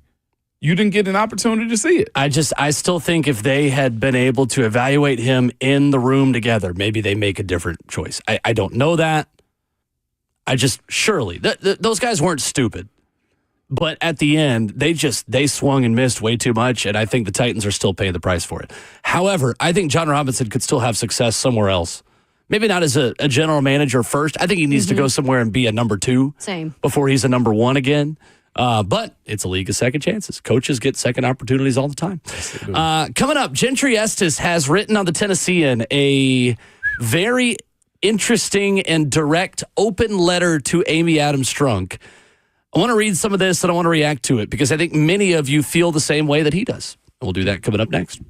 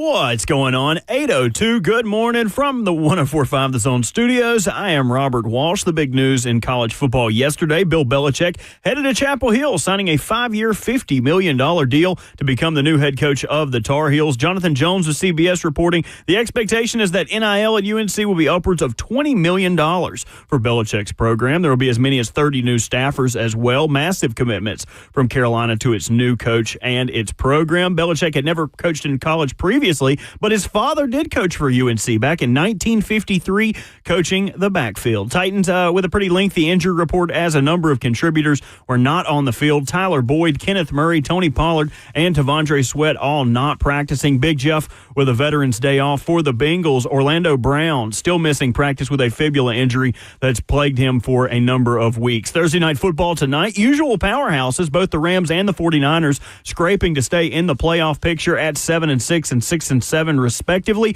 49ers expected to have Isaac Guerrero at running back. He will be backed up by Memphis running back Patrick Taylor tonight. 7:15 kickoff on Prime. For all your foundation repair and your waterproofing needs, you got to go to USSTN.com. Breaking news at once on your home for the Titans and the Vols. This is 104.5 The Zone.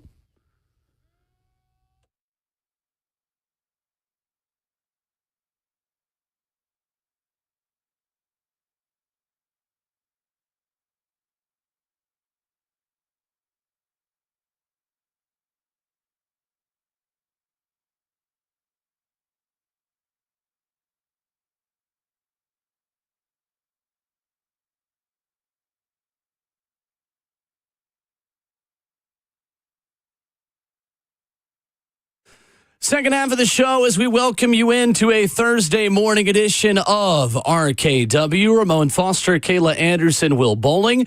Robert Walsh is our producer. We've got Titans tickets to give away for Titans and Bengals this weekend. We'll do that in 10 minutes.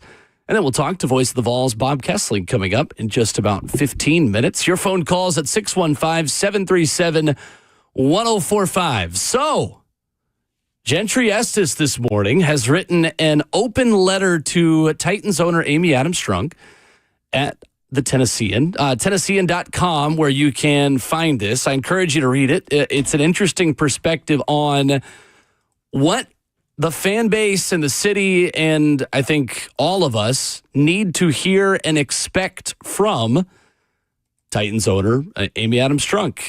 You guys have had a chance to look through this. We won't read the whole thing for you, obviously. We're not going to totally take it behind a paywall. It is worth your time, and I think it's worth supporting local journalism as well to support our friends at the Tennessean.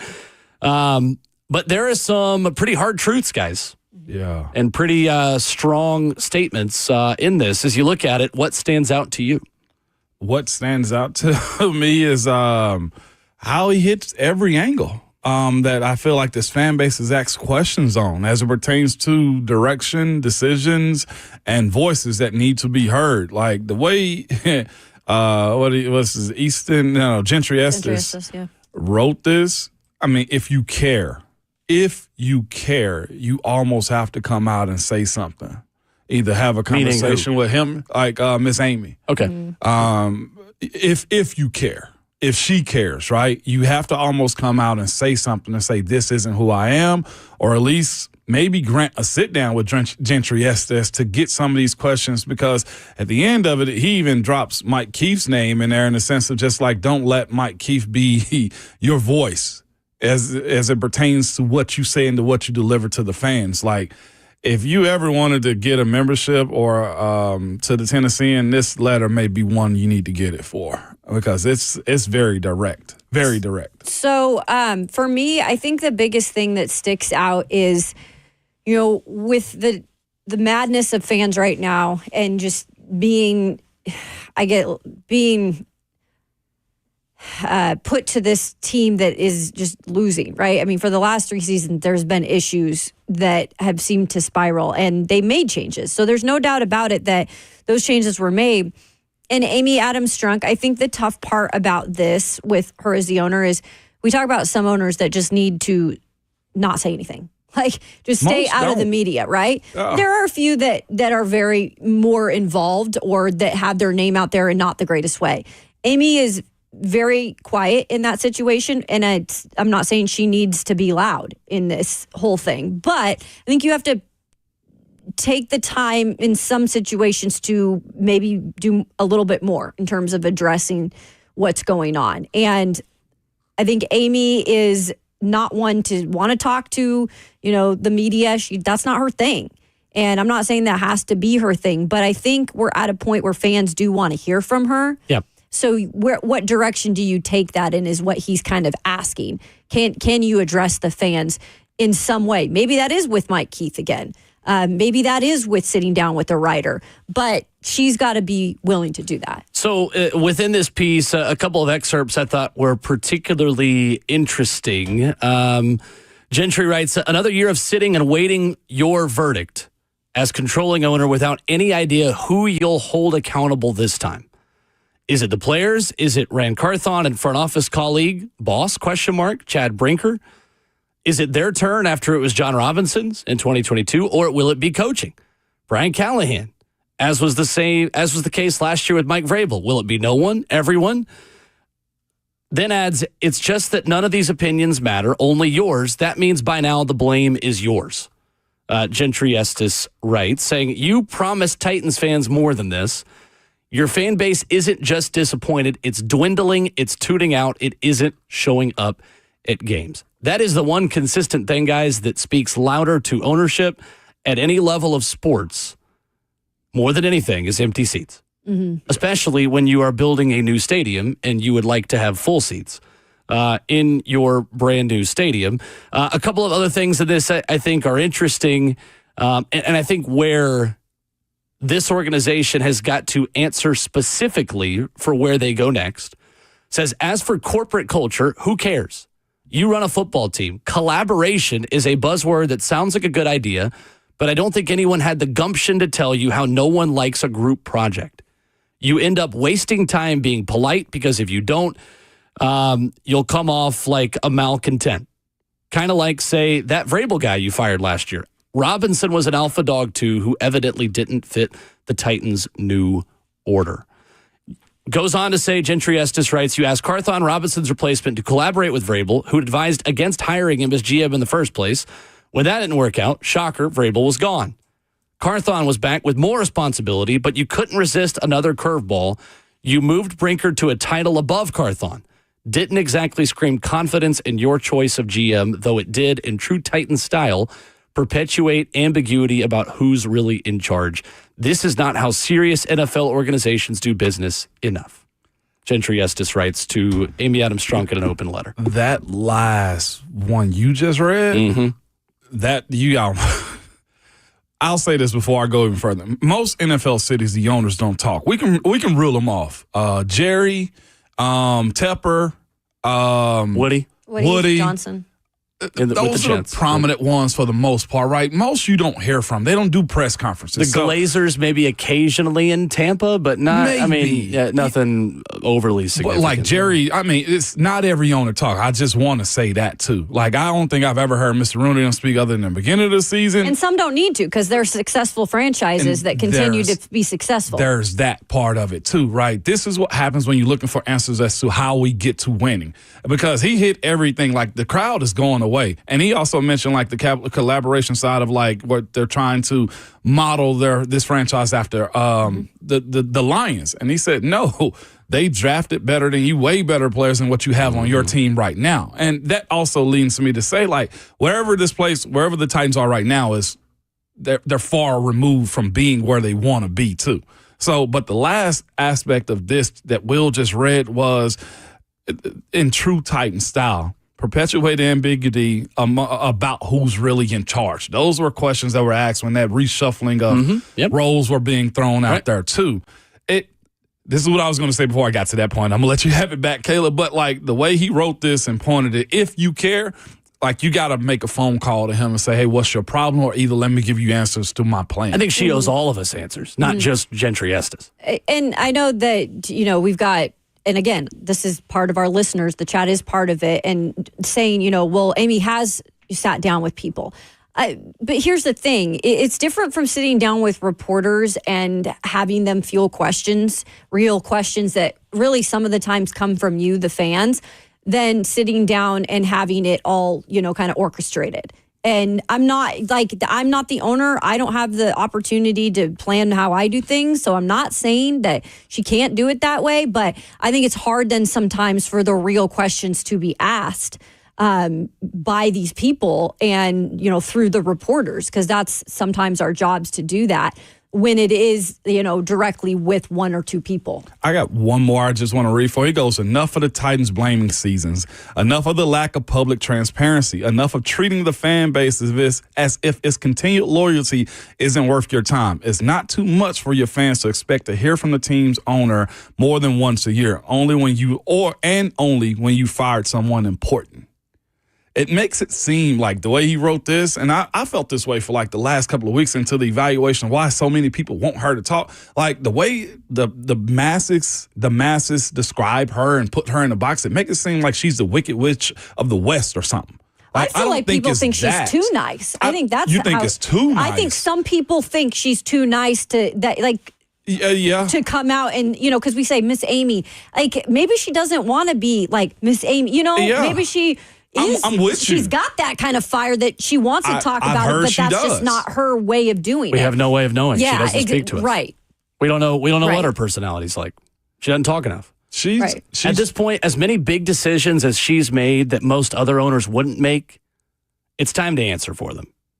It'd be one thing if this team was competitive this year, but they're not. Yeah.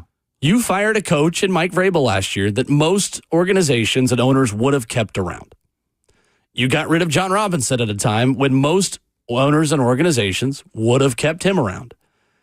You can do those things and not talk to us if they work out, because none of these people that are currently working would need a vote of confidence. But Sheila Ford Hamp did this 2 years ago when Dan Campbell and the Lions were off to a 1-6 start? Yeah. And said, I know things are rough right now, but we believe in our process. We need to now learn whether or not Amy Adams Strunk believes in this Titans process or if she's going to tear it all down and start over again at a time, mind you, again, when most owners wouldn't hit the reset button again. Do you think it is an end of the season thing, though, that she will come and discuss all of this? Because it is hard to do it maybe with games left, but maybe you could have done it midway. I don't hope know. So. But again, like she doesn't do that. Mm-hmm. Like unless something changes, and maybe this open letter is enough to get her to speak with the media and not just an interview. Right. It's one thing to do an interview when you hire a new coach. Like I didn't have a huge problem with how that was handled last year, but now you've got to take an extra step. Yeah. Like I don't think it would be enough to just do an interview with official personnel or with one reporter. I think it's time to face the music a little bit and talk about it, at least at the end of the season. This $1 a month subscription is worth it if you ain't got it. Yeah, and support local journalism. Yeah, please do that. They do a good job. They do. Coming up, we will talk with Bob Kessling, voice of the Vols. Shift gears a bit to Tennessee and Ohio State. But right now, we also have some tickets to give away for this weekend. Yes, Titans and Bengals inside Nissan Stadium on Sunday. It is Titans Ticket Thursday, where we give you a chance to win on Thursdays before home games. Be caller number 5 right now to win tickets to see the Titans host Cincinnati this Sunday at Nissan Stadium for their 7th home game of the season. Plus, you're going to get the tailgate at the Titans VIP tailgate. 2 tickets with Ron Slay and DJ Seawiz, thanks to Bullseye Event Group. 615-737-1045. That tailgate will not lose. No. There is no doubt about it. So go tailgate with Ron Slay. Catch Titans and Bengals. 615-737-1045. We'll shift gears, talk Vols with Bob Kessling coming up next.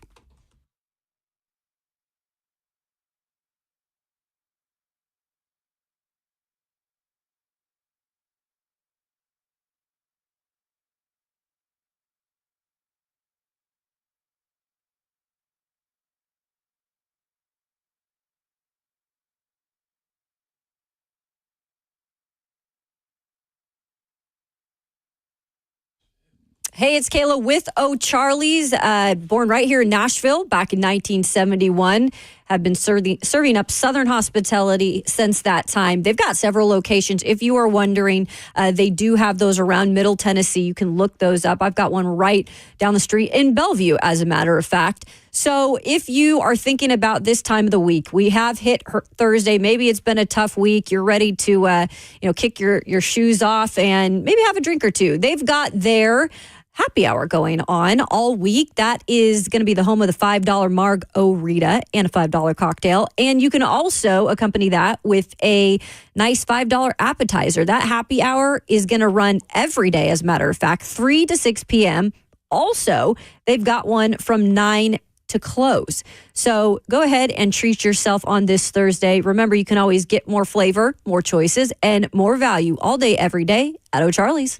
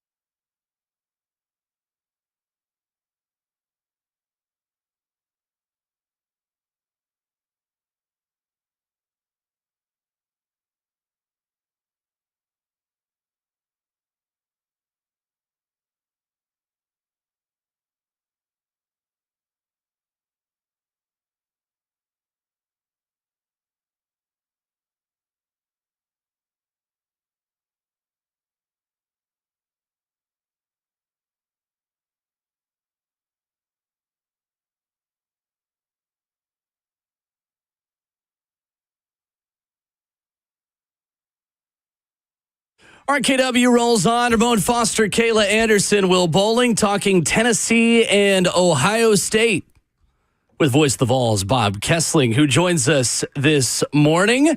Bob, what's up? How are you, sir? I'm great. Hope you guys are. We absolutely are. And allow us time, Bob, as well, to congratulate you on just such an amazing run with the Vol Network and with Tennessee. I know we haven't been able to catch up with you on this show since you made the announcement, your retirement at the end of the basketball season. I know it's got to be really cool for you going back to your home state, going back to Ohio next week as a part of your final season with Tennessee football. Yeah, it's kind of unreal how all of this is played out. When I was playing freshman football at Tennessee, our first game was at Vanderbilt Stadium, and then I closed out my last regular season game at Vanderbilt, so that was kind of neat. And now, my dad was a drum major at Ohio State. My sister went to Ohio State. She was turned out to be a Metropolitan Opera singer coming out of Ohio State, so I've got a lot of good memories of going to games there. So now getting a chance to go back and do a game at Ohio Stadium, that's really something special. And so just hope it keeps going and gets us eventually to the Rose Bowl and then beyond. But big game coming up, and I'm looking forward to it. And, just making the playoffs, it's history. So getting a chance to say you called the first Tennessee playoff game in history, that's pretty cool too. So, yeah, I'm looking forward to it. It should be a fun trip and I hope a really good game. I think it'll be. Absolutely, Bob. The stars have aligned, no doubt. I hope you're able to see those mountains in California as well after the snow and whatever else cold happens up in Columbus. But when you look at this matchup, Bob, it's so interesting. This Tennessee team does really appear to be built well to succeed this time of year. And you talk about past Tennessee teams that were high-flying offense and throwing the ball over everybody's heads. Bob, do you agree that this is kind of a good time for Tennessee to go on the road in a cold weather environment, considering the way this roster is built? Yeah, it's going to be Big Ten football weather, which is usually cold, and you don't know if it's going to be snowing or not. And to win games the way the Ohio States and the Michigans and Penn State, how those teams are built, you got to run the ball and play defense. And Tennessee's done that about as well as any team in the country this season. I mean, Dylan Sampson has just been phenomenal, and Tennessee's defense has been one of the best in the country. So that's got to make you feel good that you're able to do those two things. Now, if you get some chunk plays like the Tennessee did against Vanderbilt, where the offense seems to be clicking a little bit better with the passing game, then that's just going to be an added benefit to that. But, Ohio State, the one thing about Ohio State, they put so much emphasis on the Michigan game. And people talk about that game, 365 days a year. And when you lose it, and especially the fact that now Ohio State has lost to them 4 times, you just kind of wonder where their head's going to be and where, how much juice they got left in the tank, because that was a gut punch that Ohio State suffered to Michigan. So I just don't know how juiced up they're going to be and how juiced up the crowd's going to be, and that should play to Tennessee's favor as well. And so I think Tennessee's a very confident team going up there. They think they have a lot of weapons that can play well. The kicking game, Jackson Ross doesn't get enough credit for just how tremendous he has been in flipping the field and pinning teams back inside their 5-yard line. And anytime you can do that and make a team have to drive at 90 yards or 95 yards, that's awfully hard to do. And Jackson Ross has been really a weapon for Tennessee, and the Tennessee kicking game for the most part has been really good this year. And now they've got an established punt returner in Boo Carter, and they think that he can make some big plays. So there are a lot of things to like about this Tennessee team heading into the playoff. The legendary voice of the Vols, Bob Kessling, is with us this morning. Bob, I thank you for calling potentially 1 or 2 of my holding calls at Tennessee and not embarrassing me too much. You holding never. No. I mean, that's the only stat line we get anyway, Bob. So, I mean, either not holding until they call it. Yeah, or tight red zone where we, squeeze one in at the 1-yard line. Yeah. Oh, look at that right side, Ramon Foster. Yeah, that's all. I can hear it now, Bob. I can hear it now, man. There you go. You got a lot of those. We made it pay off here from time to time.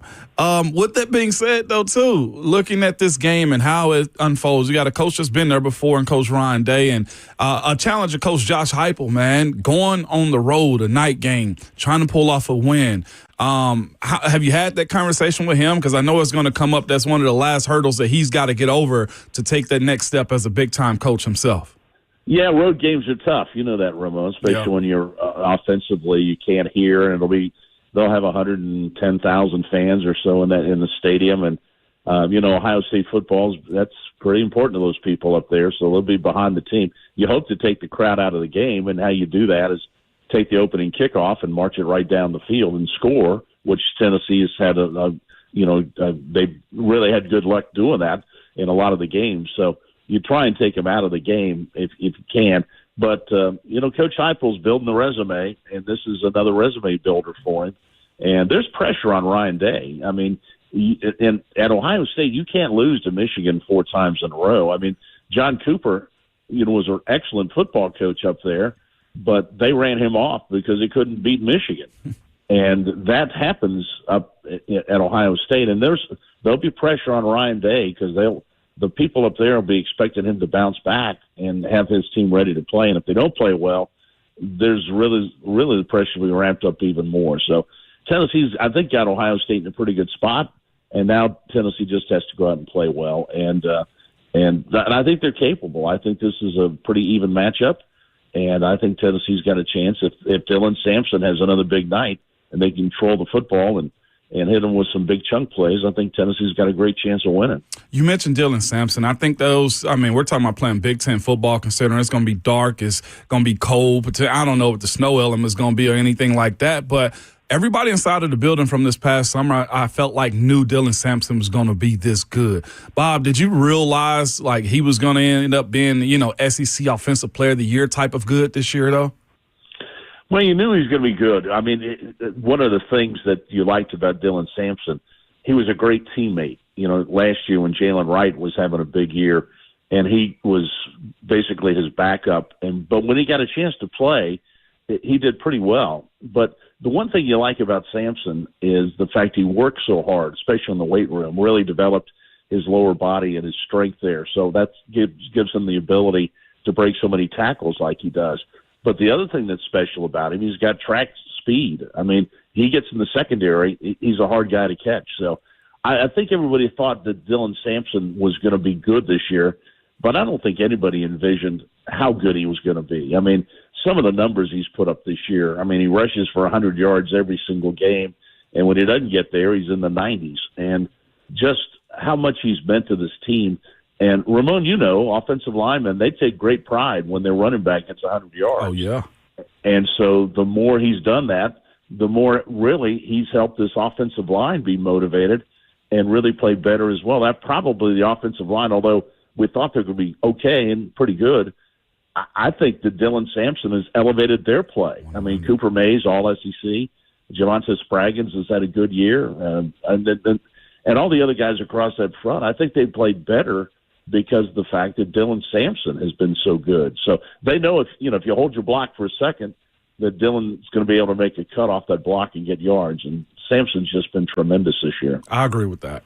Voice of the Vols, Bob Kessling, joining us this morning on RK Dub. Speaking of another guy that's been really good for the Vols on the defensive side is the transfer, Jamad McCoy. What is the challenge when it comes to Ohio State's receiving core, and how exciting will that matchup be with these cornerbacks?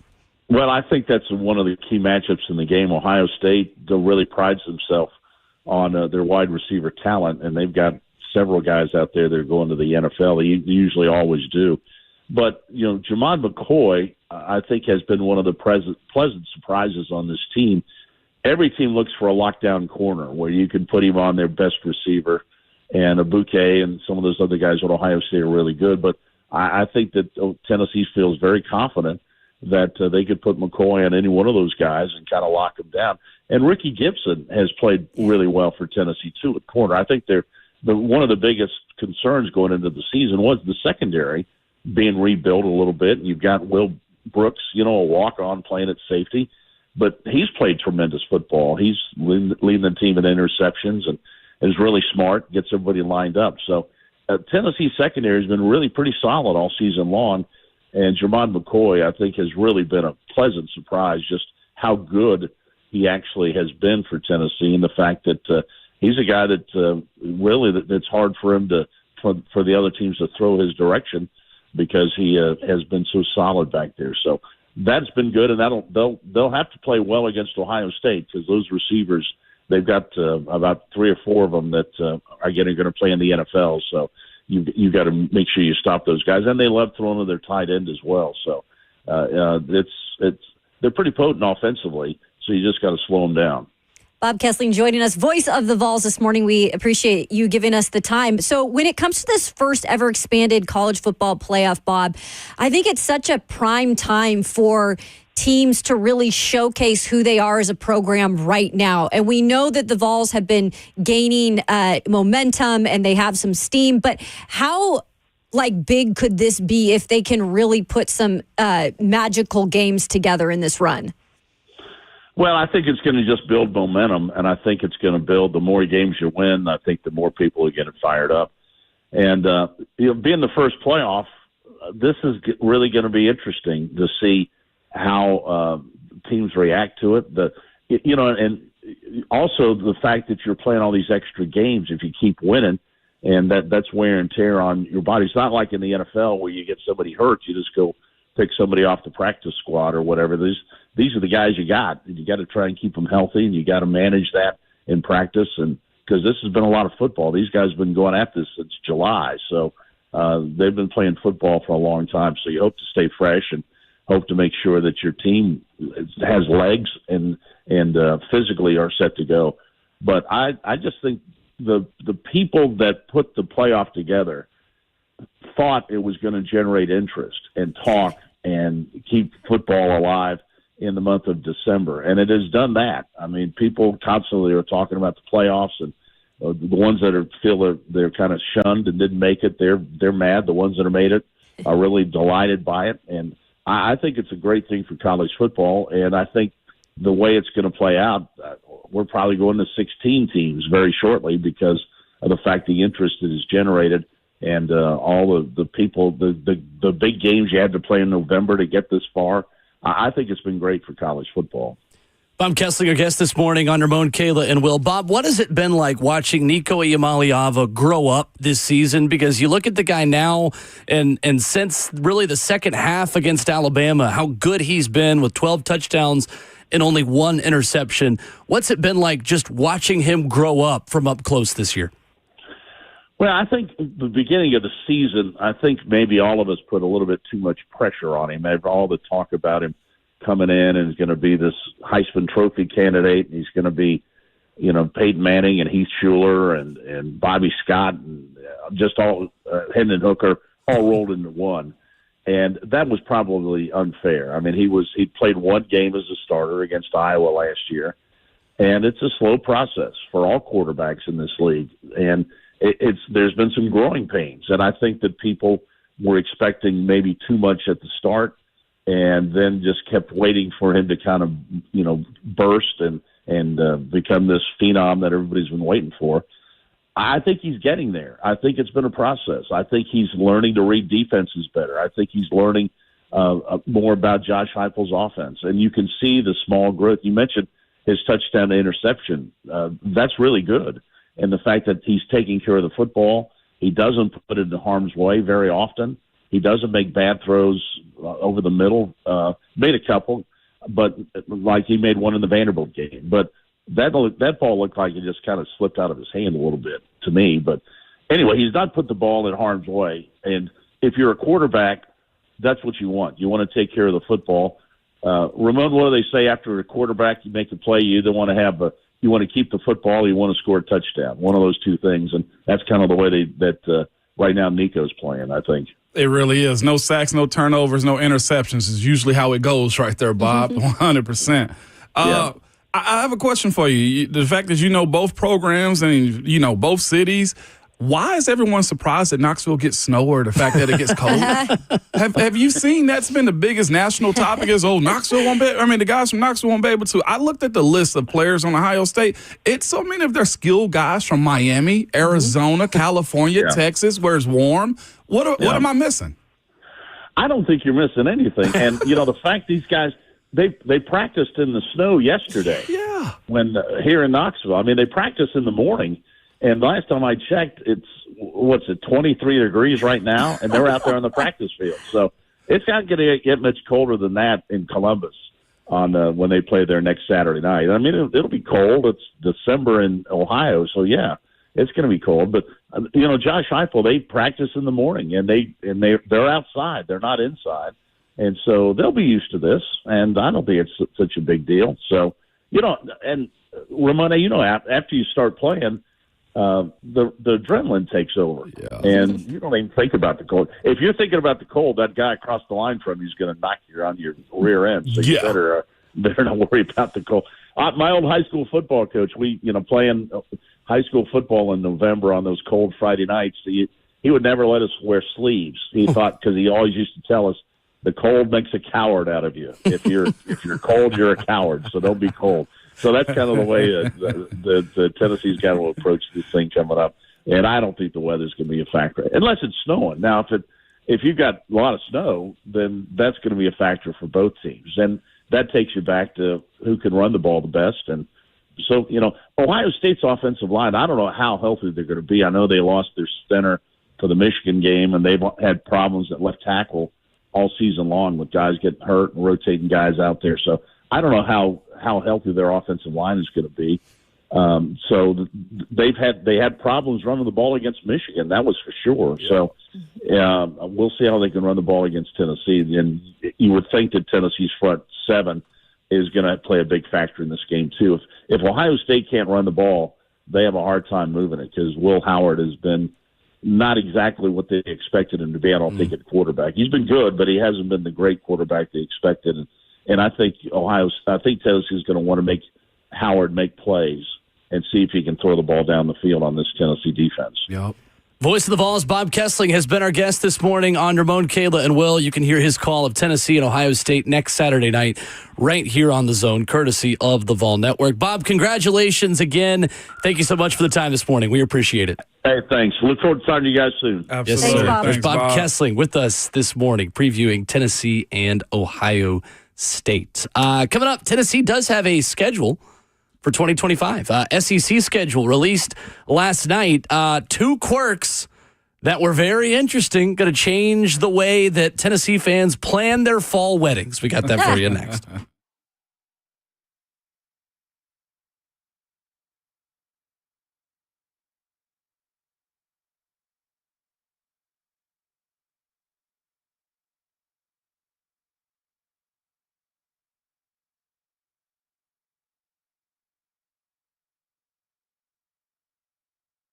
What's going on, guys? Bert and Ramon here to tell you about the original hot chicken. That's Prince's Hot Chicken, and they got stuff going on tonight, this weekend. We got karaoke going on, and they're helping the community, Ramon. No doubt about it. The Christmas karaoke is tonight, y'all. Get there, man. Make a fool of yourself. Have a good time, man. We told you now through the 13th, man. Prince's Hot Chicken is hosting a coat drive for coats for Keelan. Listen to me. Drop off new, or even if you got gently used coats, man, take it to the Tanger Outlets or to the Nolensville Road location. The coats donations will be Brenda's Box of Blessings and Restoration Point Clothes Closet. It is the best thing to do this time of the season. Y'all know what we always say. It's better to give than receive. And also this. Look, if you don't want to be in the kitchen standing over a stove, Prince's also have a catering division, man, that'll get your parties together, whether it's 15 or over 1,000. They got you covered. And it may be called Prince's Hot Chicken, but they also have vegan and vegetarian options. I'll just leave it at that, y'all. I promise you, more than just chicken, the best to do it, the first to do it, and the best around this city, man. And visit princesshotchicken.com to get more details. And you can't forget about the fixins.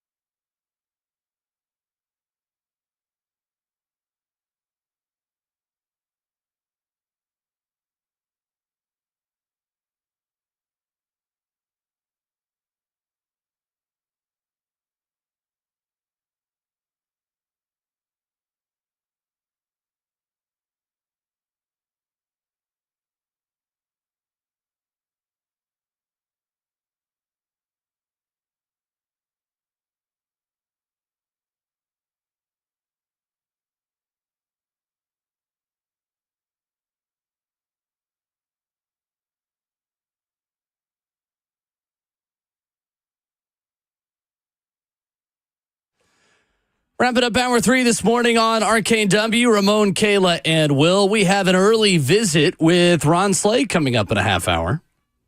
Talk about Tennessee hoops, talk about Titans, maybe life. Who's to say?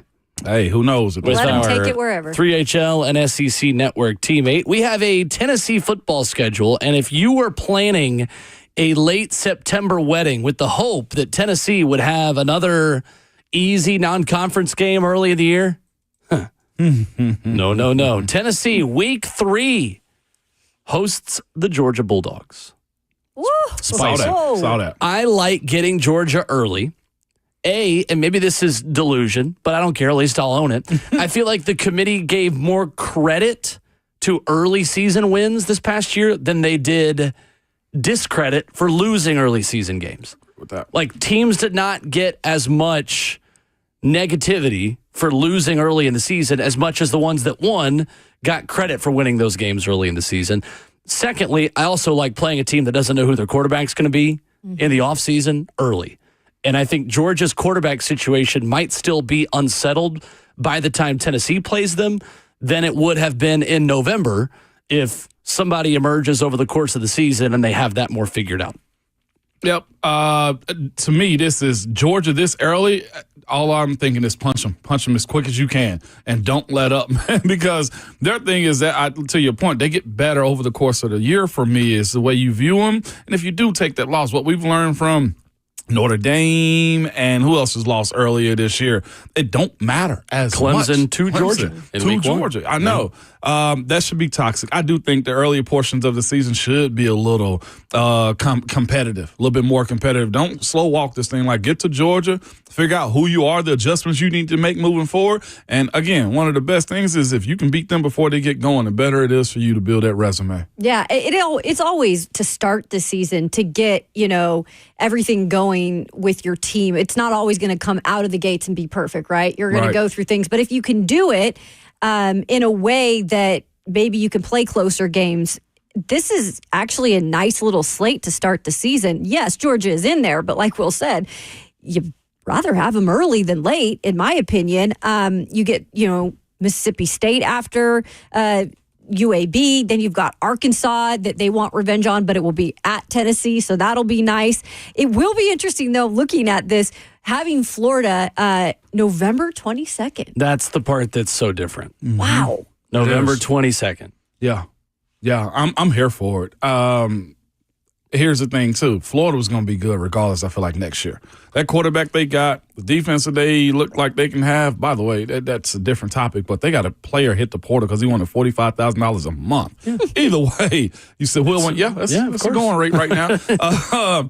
But that is way different. We've never, in my years in watching the Vols and being there, never had Florida that late. I kind of want to see what both teams are going to be at.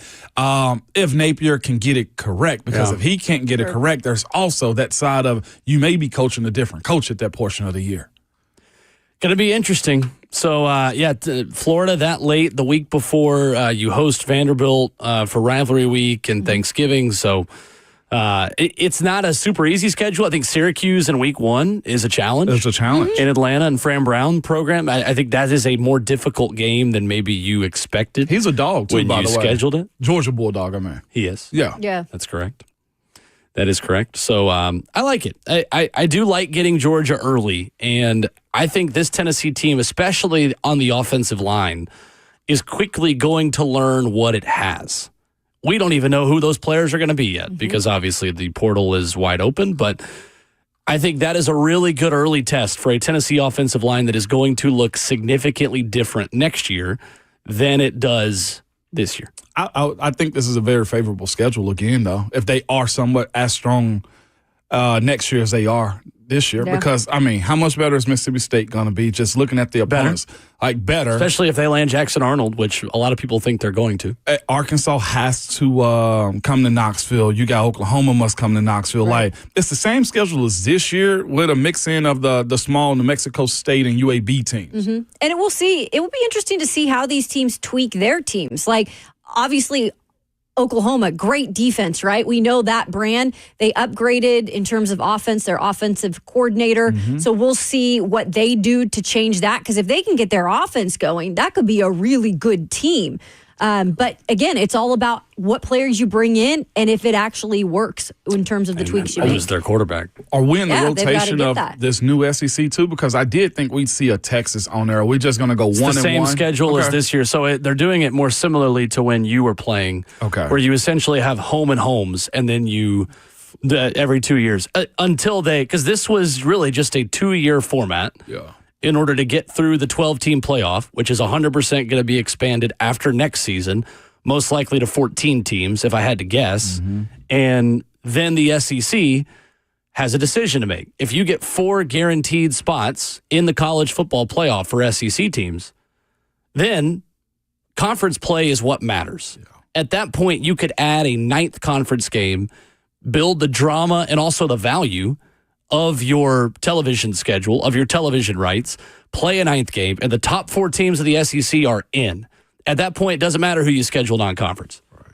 You can go ahead and add an extra SEC game. You can all let the cream rise to the top at that point, and you can protect more of these traditional rivalries that are secondary to the Iron Bowls and the Tennessee Alabamas and the ones like that. So that's the decision they're going to have to make. But this was a 2-year process that's going to be reevaluated in Destin at the SEC spring meetings again this year. So we'll see.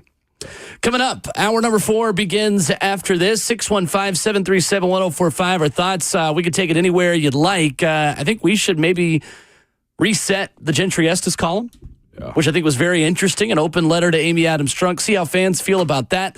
Ron Slade joins us at 9:20 this morning. Lots still to come on your Thursday morning RKW.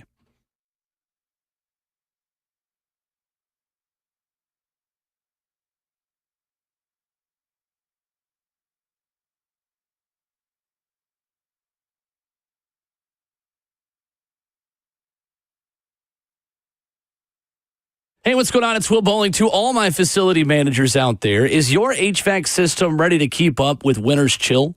Whether you're looking for an upgrade for your facility, or maybe you're just needing maintenance before you turn the temperature up, the team at Lee Company is here to help. This week has been the perfect example of how inconsistent the weather can be here in Middle Tennessee. Overnight, one night it's in the 50s. Then another time it's back in the teens. You always need to be ready for whatever comes next here in the Middle Tennessee area. And for over 80 years, Lee Company's expert team, they have been here to make your life easier and keep your place of business running efficiently year-round. Available 24/7, 365. Call Lee Company today at 615-567-1000 or contact them online at leecompany.com. That's professional HVAC solutions for any type of facility. Call them at 615-567-1000. That's Lee Company. All you need.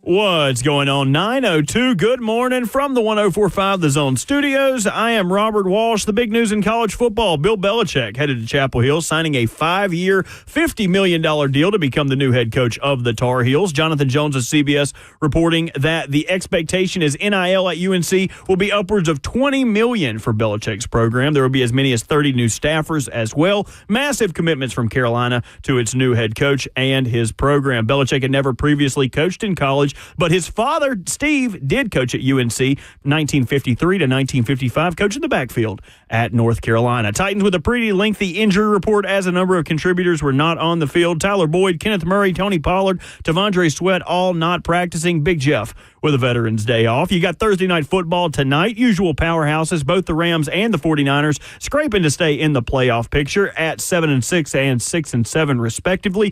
49ers with a questionable running back who is going to play tonight, and Isaac Guerrero. He will be backed up by former Memphis running back Patrick Taylor. 7:15 kickoff on Prime. For all your foundation repair and your waterproofing needs, you got to go to USSTN.com. Breaking news at once on your home for the Titans and the Vols. This is 104.5 The Zone.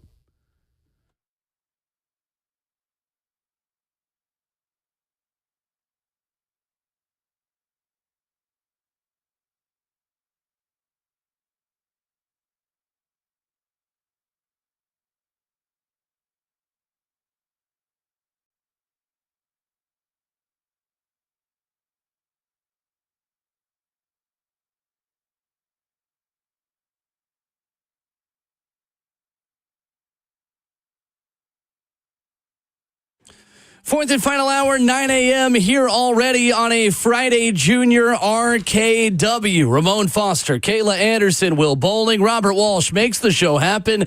Ron Slay has arrived early to the 104.5 The Zone studio this morning. We're just going to let the spirit move on whether or not he wants to chime in here before 9:20. You can join us on the phone, 615-737-1045. If the spirit moves you to dial up on your smartphone, whether your texts are blue or green. And you can go on 104.5 The Zone TV.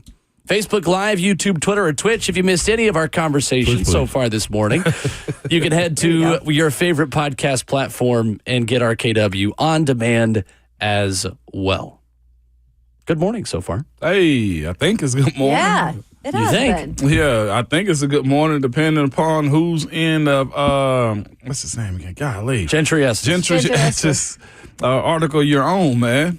Fascinating approach, but it is. Savage is here. Got a little breathless on us. I'm in the building. What's going on? He's behind the scenes right now, though. Is essentially he can what he's talk telling when he's he wants to. Yeah, I'm in, but I'm out. He's on the scene. There you go. On the scene. Yeah. I was there. That's when you tell me. Might not be in the scene yet, but he's on the scene. I was Give there. details. The big story, of course, Bill Belichick, UNC. We've talked a lot about that this morning, can continue to react to that. But in the Tennessean this morning, Tennessean columnist Gentry Estes has penned an open letter to Tennessee Titans owner Amy Adams Strunk, and you can go to Tennessean.com to read that. In your morning paper, I would imagine, as well. Lots to unpack within this, but I think the overall message is we need to hear from Amy Adams Strunk. And last season, when Mike Vrabel was fired, Rand Carthon was trotted out there by himself to essentially answer for a decision that he did not make.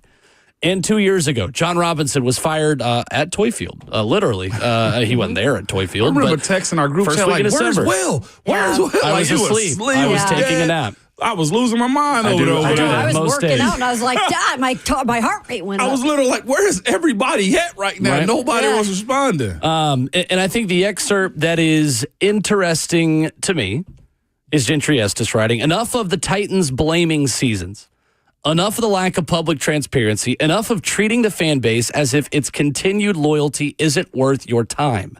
It's not too much for your fans to expect to hear from the team's owner more than once a year and only when you've fired someone important. So I ask you and our listeners as well, 615-737-1045, what does Amy Adams Strunk owe us at the end of this season?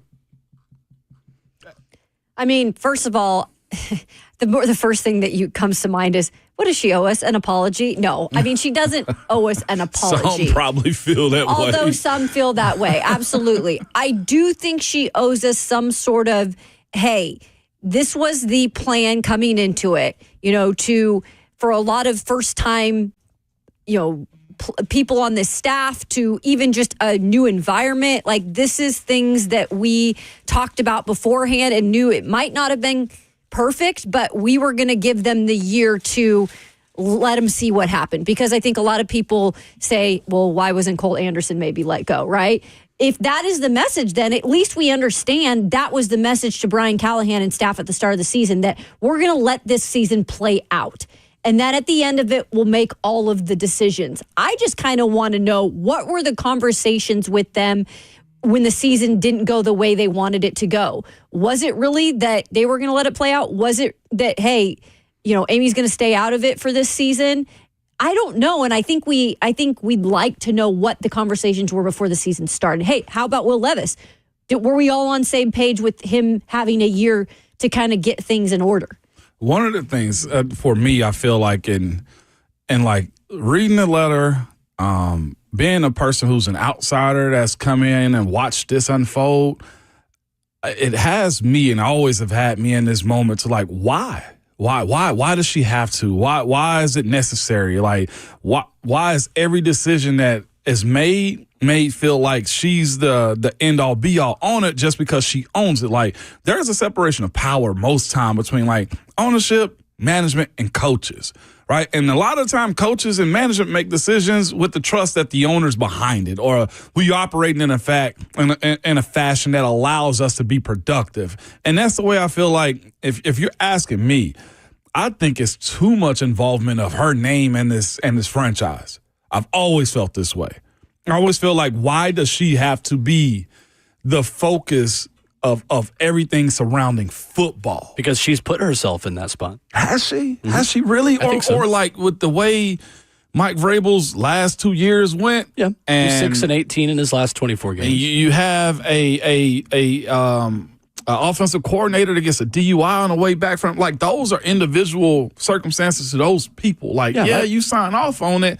It to me, it just really confuses, like, why ownership has to be up front like this. And I've only been in another market. I've experienced others. So it's hard for me to just really grasp. That succeeded, I think constantly. But Pittsburgh's had its bad times too. Like, Coach Tomlin's been thrown like on this. there. Yeah, but not to this level. Not to this. Of So inconsistency. You've never been 3-10. So for under here, Mike Tomlin. We're mad. Yeah, that's true. So we're mad at the operation, the product, and just the overall perception of the Titans. All of it. All of it. I mean, they're 3-10, and I think the most difficult part about this entire Titans season is the fact that it was not framed from inside that organization as a rebuild in August. Right. It was they expected to compete. Plans change. You talk to people in that building, you talk to them publicly, or just from things that we heard. I think they really thought they could be dangerous this year. They have not. Why has it not worked? You need to hear from Amy, because Amy has consistently put herself out there and made some bold decisions that I think most other owners in the National Football League would not make. So you then have to answer for those decisions in a way that other owners don't, because other owners probably wouldn't have fired Mike Vrabel. Other owners would not have let go and jettisoned John Robinson when she did. To me, that is why there now is an extra burden of, all right, I need to hear from you on why this is happening. That letter brings you out. I'll be honest with you. If I'm her, we'll see what it does. I don't know. If I am her and I feel like he's written this strong of a open letter to me about how I run my business, we got to have a conversation. I will say that. But what answers are we expecting? Like, that's the other part of it too, is how real, because I'm sure she's seen some, I'm talking about some non-delightful things said about her in the public from a lot of the people that want to be in a room with her. Do you want her to tell them to bleep off? Do you want them to tell them, like, I run my business the way I want to? I want clarity. You want clarity. I want to know if anyone's getting fired. I want to know if she believes in the process of why a big decision that she made to change the organizational structure last season, change the way Chad Brinker and Rand Carthon operate within the front office.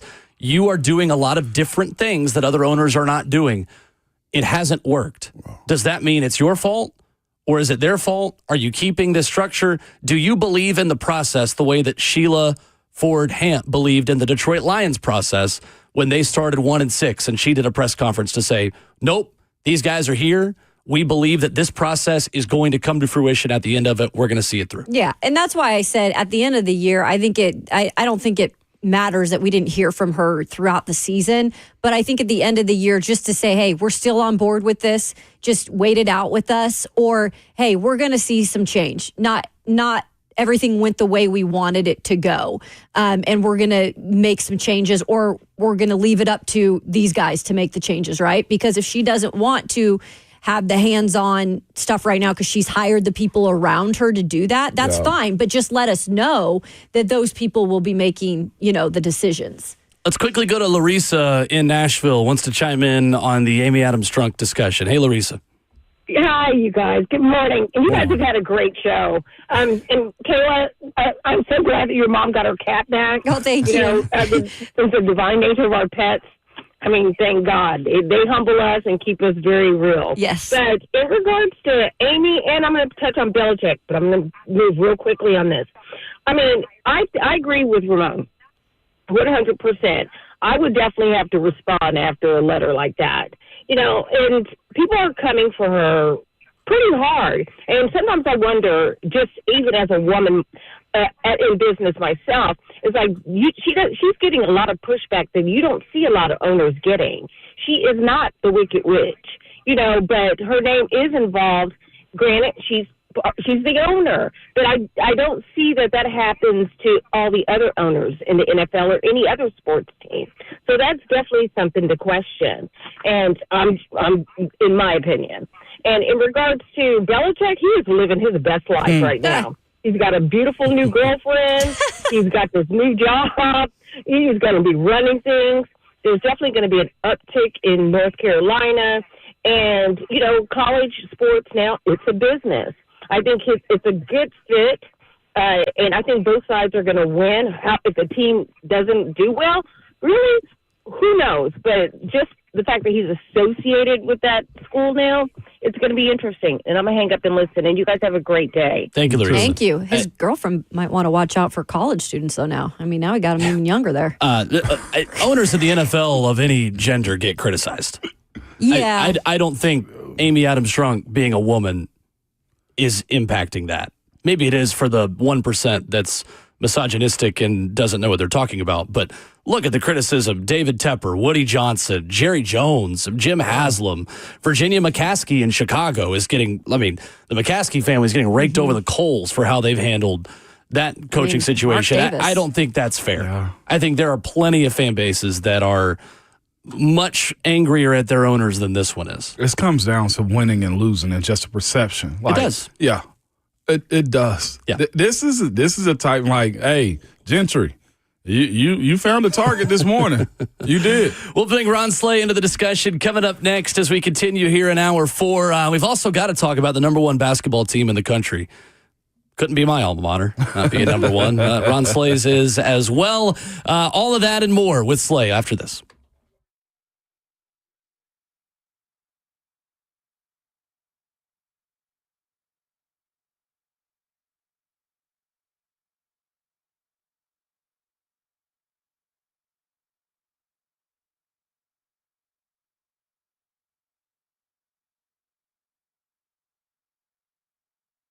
It's Ramon and Kayla here for Window Nation, y'all. I'm not sure if you know, but the experts are saying, all right, hear me out. The National Energy Association Directors Association heating costs, listen to me, will go up again this winter, up to 23%. Kayla, we've already started to feel some of that with the hot and cold we've got. It's cold right now. It might be hot next week. It might be rainy. Either way, your window's going to tell you a lot. Exactly. And you might as well just be safe than sorry this time of the year and for the couple months to come. Because like you said, you might be turning your heat on. Heck, you might be turning your AC on. But what you always want to know that is on is your energy saving and your money saving. And Window Nation can do that with their expert windows.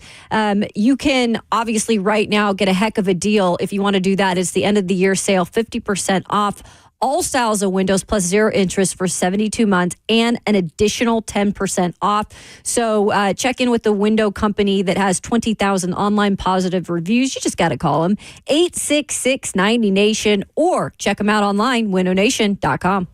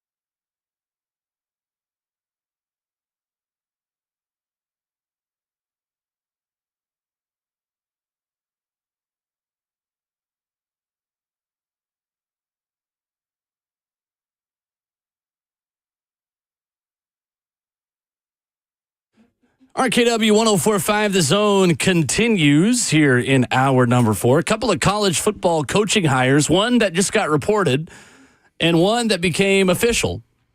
Rich Rodriguez back to West Virginia. That became official 2 minutes ago. And then Dan Mullen to UNLV has been reported as a done deal a couple minutes ago. Where Barry Odom go to? How fun. Barry Odom is now at, don't tell me. Don't tell me. Don't tell me. Tell me. Bert, you remember? He left UNLV, though? Yeah, is he Charlotte? Purdue? He is at your favorite school, Purdue. Yeah, Purdue. Yeah, Purdue. The school I irrationally hate.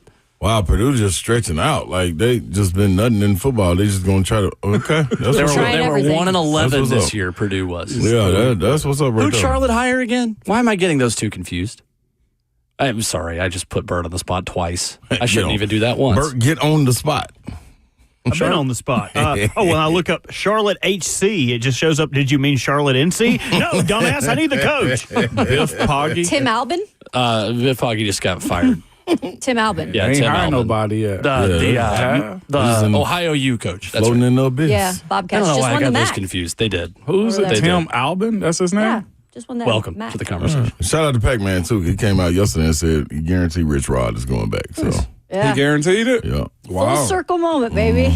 This coaching search has been so weird. Have you guys? This is so off our beaten path. But okay. did you guys see the Marshall coach where he went to? Yeah, Southern Miss. Charles Huff, former decided Saban assistant. He was going to go from Marshall, which he brought to prominence. Yeah. Marshall had a great year this year. Made the Sun Belt title. He decided, I'm going to stay in the Sun Belt. I'm going to go to Southern Miss, who was terrible this year. I know. Let's see if he can build them up as well. Really interesting. Right, Brett Favre right there. Yeah.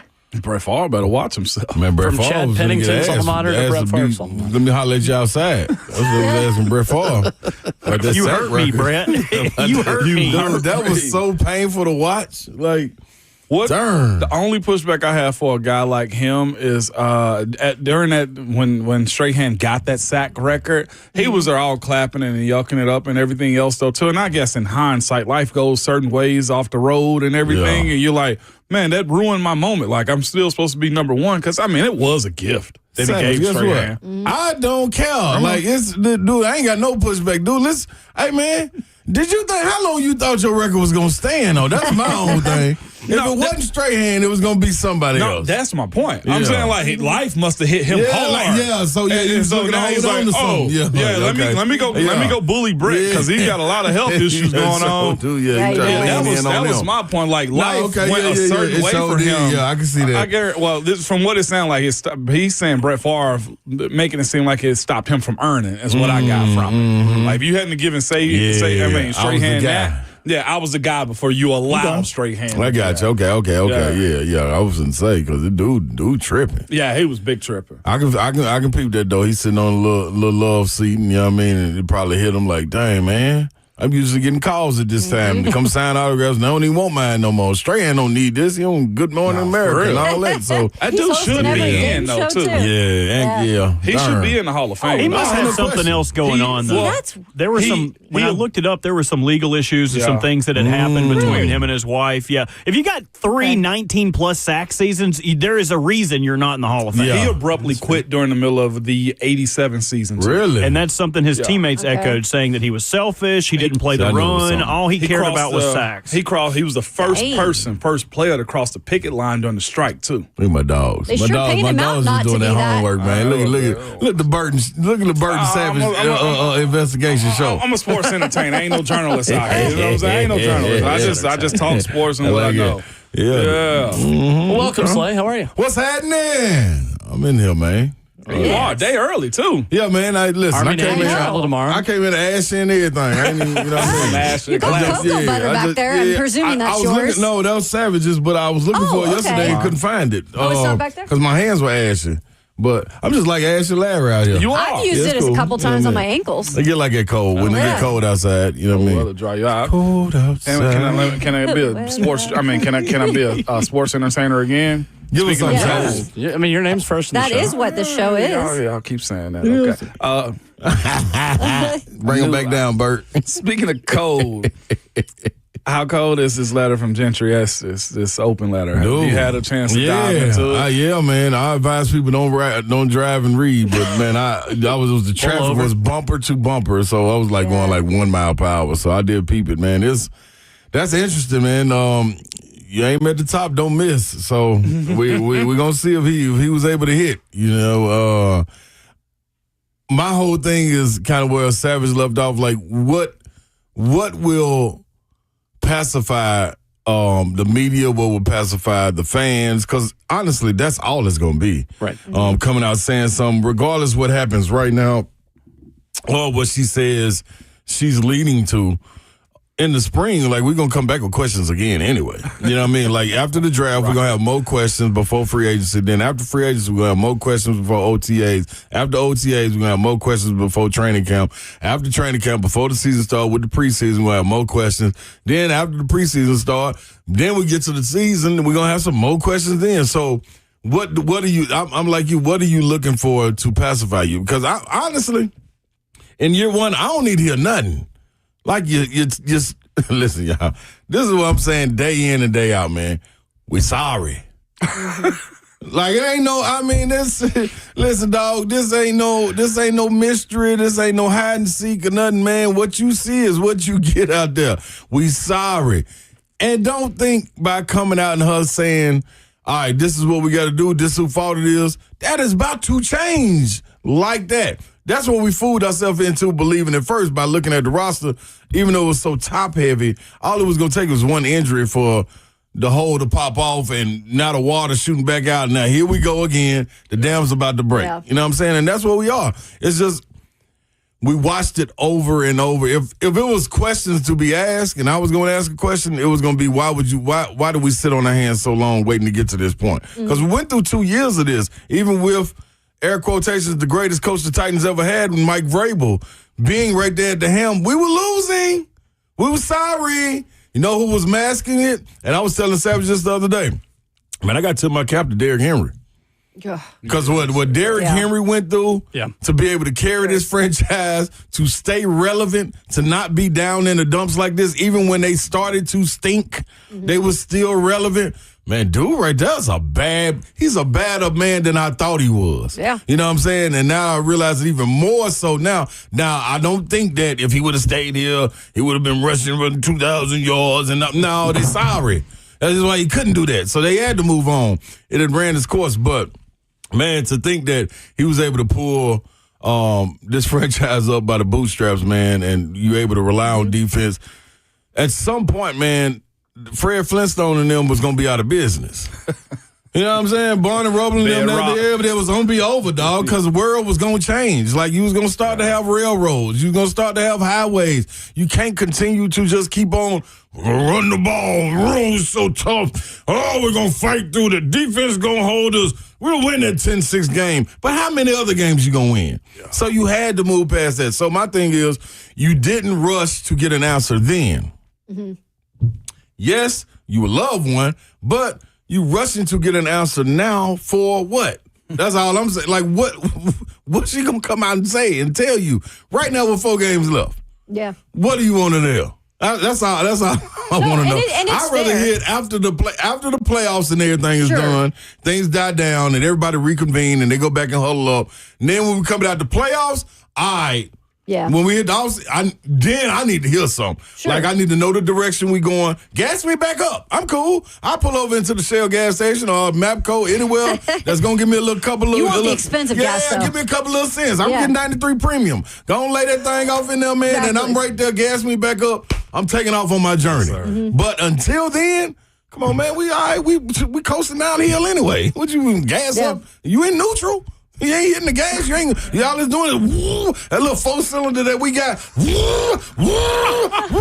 that man ain't going nowhere. You know what I mean? That's all I'm saying. I don't need nobody to tell me my car ain't moving. And Slay, you're fair. You're fair on all of those points. And I think for me, just as a reporter and covering this team, I think because there's so many damn questions. Right. And there's so many, like, new things that do you think they're going to work? Hey, how about Will Levis? Who's believing? Who is the believer? I want to know who believed in Will Levis. Yeah. Was it Amy? Was it Rand? Was it Brian? Who said, hey, we are going to give him the opportunity in every way to grow this season? I really have been wanting to know the answer to that. Whose reasoning was that? Yeah. I feel it. I mean, it's just the same thing. We didn't. Who drafted Malik? I mean, there's a lot of things. Who went and got Traylon Burks? Who idea was that to trade and go get Traylon Burks? You know what I'm saying? Like, we saw Vrabel walk off and everything when the A.J. Brown trade went down, but who? We never like, did they all? Yeah, like, we don't, that's what I'm saying. And we going to never know. There's always going to be assumptions through it. So, I mean, you can get the answers, and at the same time, man, just sit there, man, and let's turn your music up loud. So, you know, when you're flying off the cliff, at least you're jamming. Or, you know, at Christmas time, hope for miracles. Yeah. Wait. That line. When you're flying off the cliff, turn the music up. At least you're jamming. At least you got something going. That's the line of the morning. We got to let that last line breathe and take a second to get it. Like, we just roll with that one, man. You got something going good, boy. Hey, sang on the way out of this thing. They did it on the Titanic. So, just saying. We'll be all right. Hey, we'll be all right, man. Celine Dion singing My Heart Will Go On for you. Just saying it's going to be all right, man. You know, putting the Titan in Titanic 2024. Some point, dog. I'm just saying, dog, it didn't happen overnight, man. We kept on continuing to go support, man, when it was terrible before our eyes. It just, we were always able to be tricked, like, oh, they went and won at Minnesota when they wasn't supposed to. They went and won at the Rams when they wasn't supposed to. They bought them 2 more games to lose. Right. That's all it was, you know what I mean? We all right. I think we sorry, y'all. You make a really good point that when this roster was starting to deteriorate, we talk about why are certain teams great in one-score games and why are certain teams terrible in one-score games. The Titans are 2-6 in one-score games this year.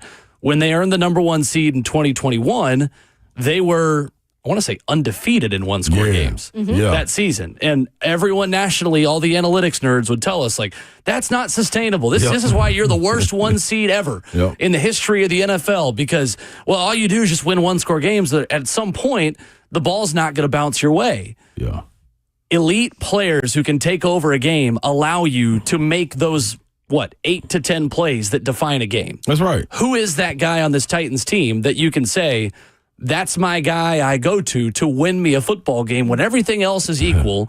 Who is on this roster that is going to elevate everyone else and say, come on, let's go? I like we're on the same wavelength, and I ain't going to give too much away, but we had to record our last segment for today with Savage, and I asked him damn near that exact same question. So, and I lean into it from my perspective.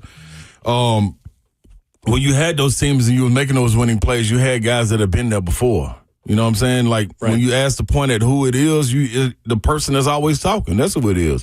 Big Jeff. He was a pup when everybody was finishing those games in that nature. You had Ben Jones. You had Sappho. You had Taylor Lewan. You had all these guys you were able to lean on. And so when you didn't understand, it was like, hey, young fella, just follow us. Yeah. Believe me, we've been down this road. Follow us. We're going to show you how you get to the end of the road. Now he's doing that, but who else is doing it with him? You know what I mean? Amani. That's it. You feel what I'm saying? Jeff, that's Jeff and Amani. Like, Harold ain't really been here like that. You know, he had a year off of injury. He's still trying to get back. He's back now, but still, like, it's like going out there, man, you down 30 and you score 20. Did you really score 20? How impactful was that? You know what I mean? You say every good army needs a ton of good soldiers. You have to have them, man, and that's the core. You know what I mean? Them same guys, you got the guy on the horse that's leading you in there, but he's the general, the captain, and everything. What about the people that's on the front line, them core of soldiers that don't really get the recognition, that there's no way you break the front line without them guys? They don't have that yet. They're nurturing them into that, and that's what I'm saying. By year 1, you got the Brownlees, you got the McCreary who's still young, and the list goes on and on. You know what I'm saying? But you still got to have those guys, not the plug and play guys, like the Tyler Boys, the Calvin Ridleys, all these guys. Like, you got to have a foundation. What have we been missing? I heard y'all talking earlier. That's what we've been missing. That's why you can't miss on your first rounder. Right. Burks included, Caleb Farley included, Isaiah Wilson. Like, that's your core. When you're able to lean back after missing on the second or third, I asked Savage this, man, and I always lean back this because this is the only organization I was able to get close to like that. What is good about y'all when you had to go draft late in the draft every year? because they had a foundation where they'll be like, oh, we got the 26th pick. Come on, dog. He's going to be able to help us. Right. You know what I'm saying? Because they're going to do a good job scouting up front. They know what it needs. They're going to go talk to the coach. Is this going to work for you? Are you going to be able to stand on this and lean into it? Then he say, yeah. He coming to them and be like, hey, y'all, listen, we got a young fella coming in here. Y'all get on him. Sure. Get him up to speed, and we're going to be all right. They like, all right, coach, what? Man, I'm looking at Pouncey. I'm looking at Gilbert. I'm looking at, you know what I mean? The cash, like all these guys that have been in the fight before. Come on, y'all. Y'all know what to do with them. By year 2, you ain't even heard them, but here he come. Right. Somebody went down. You plug and go. That's a plug and go. You know what I mean? So you ask who it is that you can lean on. You got Big Jeff. You got Amani Hooker. You guess Harold Landry. You got the key young pieces. You though, never said anyone on offense, though, right? No, because you don't. Exactly. He's just not getting there. You had Ben Jones. Ben Jones was the mainstay till last year. You know what I'm saying? He was the one holding it together. When we kept on looking at Ben and him popping his ribs back in and putting his neck back together and, you know what I mean, like knees dislocating, then he popping it back in. Getting to the huddle, it was like, darn, look at that warrior. It was so much more than that. You know what I'm saying? So you don't have it yet. You're nurturing all those guys to be that. That's why in year 1 you had to scrap it, bring in a whole new regime in the front office. They got to get it together. Then the coaches, they got to get it together. It's a process, man. And we just been spoiled by being able to do exactly what you said. Pacified enough, put the Band-Aid on it enough to be like, grit through. You can finish second in the AFC South. You might be getting one, and a lot of it's your division. And you be like, okay, we made it. We in the playoffs. Did you really? Or is your division just like that? Other than one run. Yeah, you're right. You know what I'm saying? 2019. So that's what it all comes back to for me, man. The patience, patience, perseverance, all of the P's you want to go through. And maybe that just needs to be the message. You know what I mean? None of this collaborate. Let's just have the message of just be patient. It's simple as that. It's hard. It's hard. It's hard as hell. And as a fan, listen, I'm a fan. I go to them games, man, and I every time it's like a ball and chain on my ankle, carrying me from the tailgate over there to the stadium, like, I gotta get in here. And when I finally get in, I sit down, I'm like, do it. God, now I gotta muster up the energy to leave. You know what I mean? Like, it's wild, dog. So, but you ain't the old school Cleveland. You ain't the New Orleans Saints, what they done went through. You know what I'm saying? Like, you are going in that direction, but you have the opportunity to get off and go gas up. It's up to you. This crowd this weekend, I think, too, is concerning. In terms of Bengals fans? In terms of that, and also Titans fans who probably would have gone if I think a lot of people, it was the last straw against Jacksonville. Talking to a lot of people in my circles. I don't see why it wouldn't be. Yeah. I don't see why it would be. I mean, how much promise is in these niggas? Houston, Indianapolis, Cincy. It's low. Jags at the end. Like, I'll be the first one to say. I ain't the first one to say it, but I still think it's 3 years away.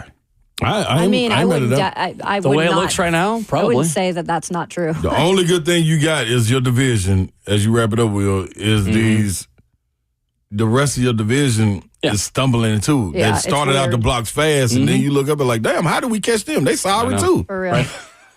Yeah, if you're in the AFC North, it might be a 3-year rebuild. It could maybe be 1 or 2, considering you play Jacksonville and Indy 4 times.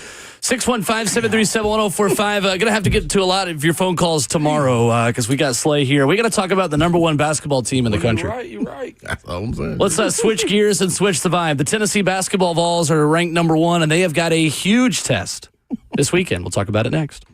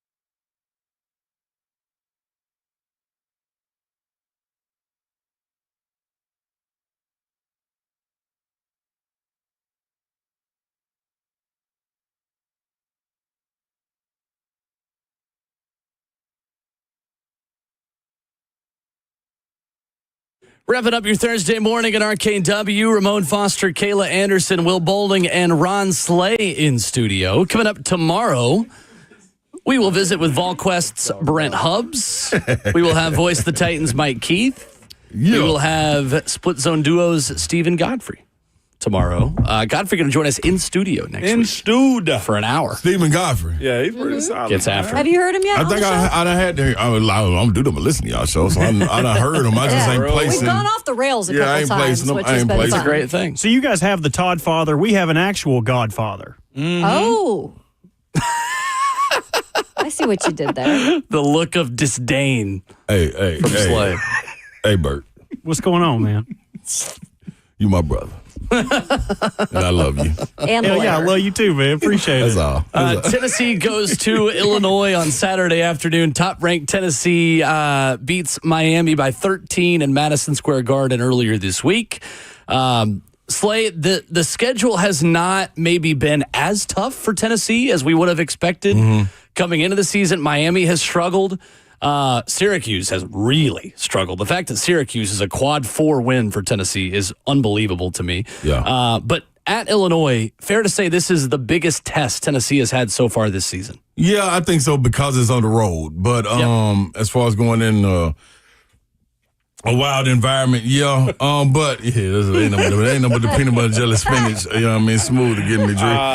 But you got to think, man. Baylor was a big time opponent. Virginia 100%. Was a big time opponent. Also, when you look at, like you just said, Syracuse and Miami. who was it? Miami. Yeah, Miami's a bad team by record, but you play around with Miami, and Miami will beat you. Larinaga knows how to get his guys in effect. I think with this team right here, you're building the continuity, you're building chemistry with these guys. They're doing it. They're taking it upon themselves as far as doing it off the floor. On the floor, it's revealing itself. It's transparent. You got to think also in this last game, it was only 7 guys out there.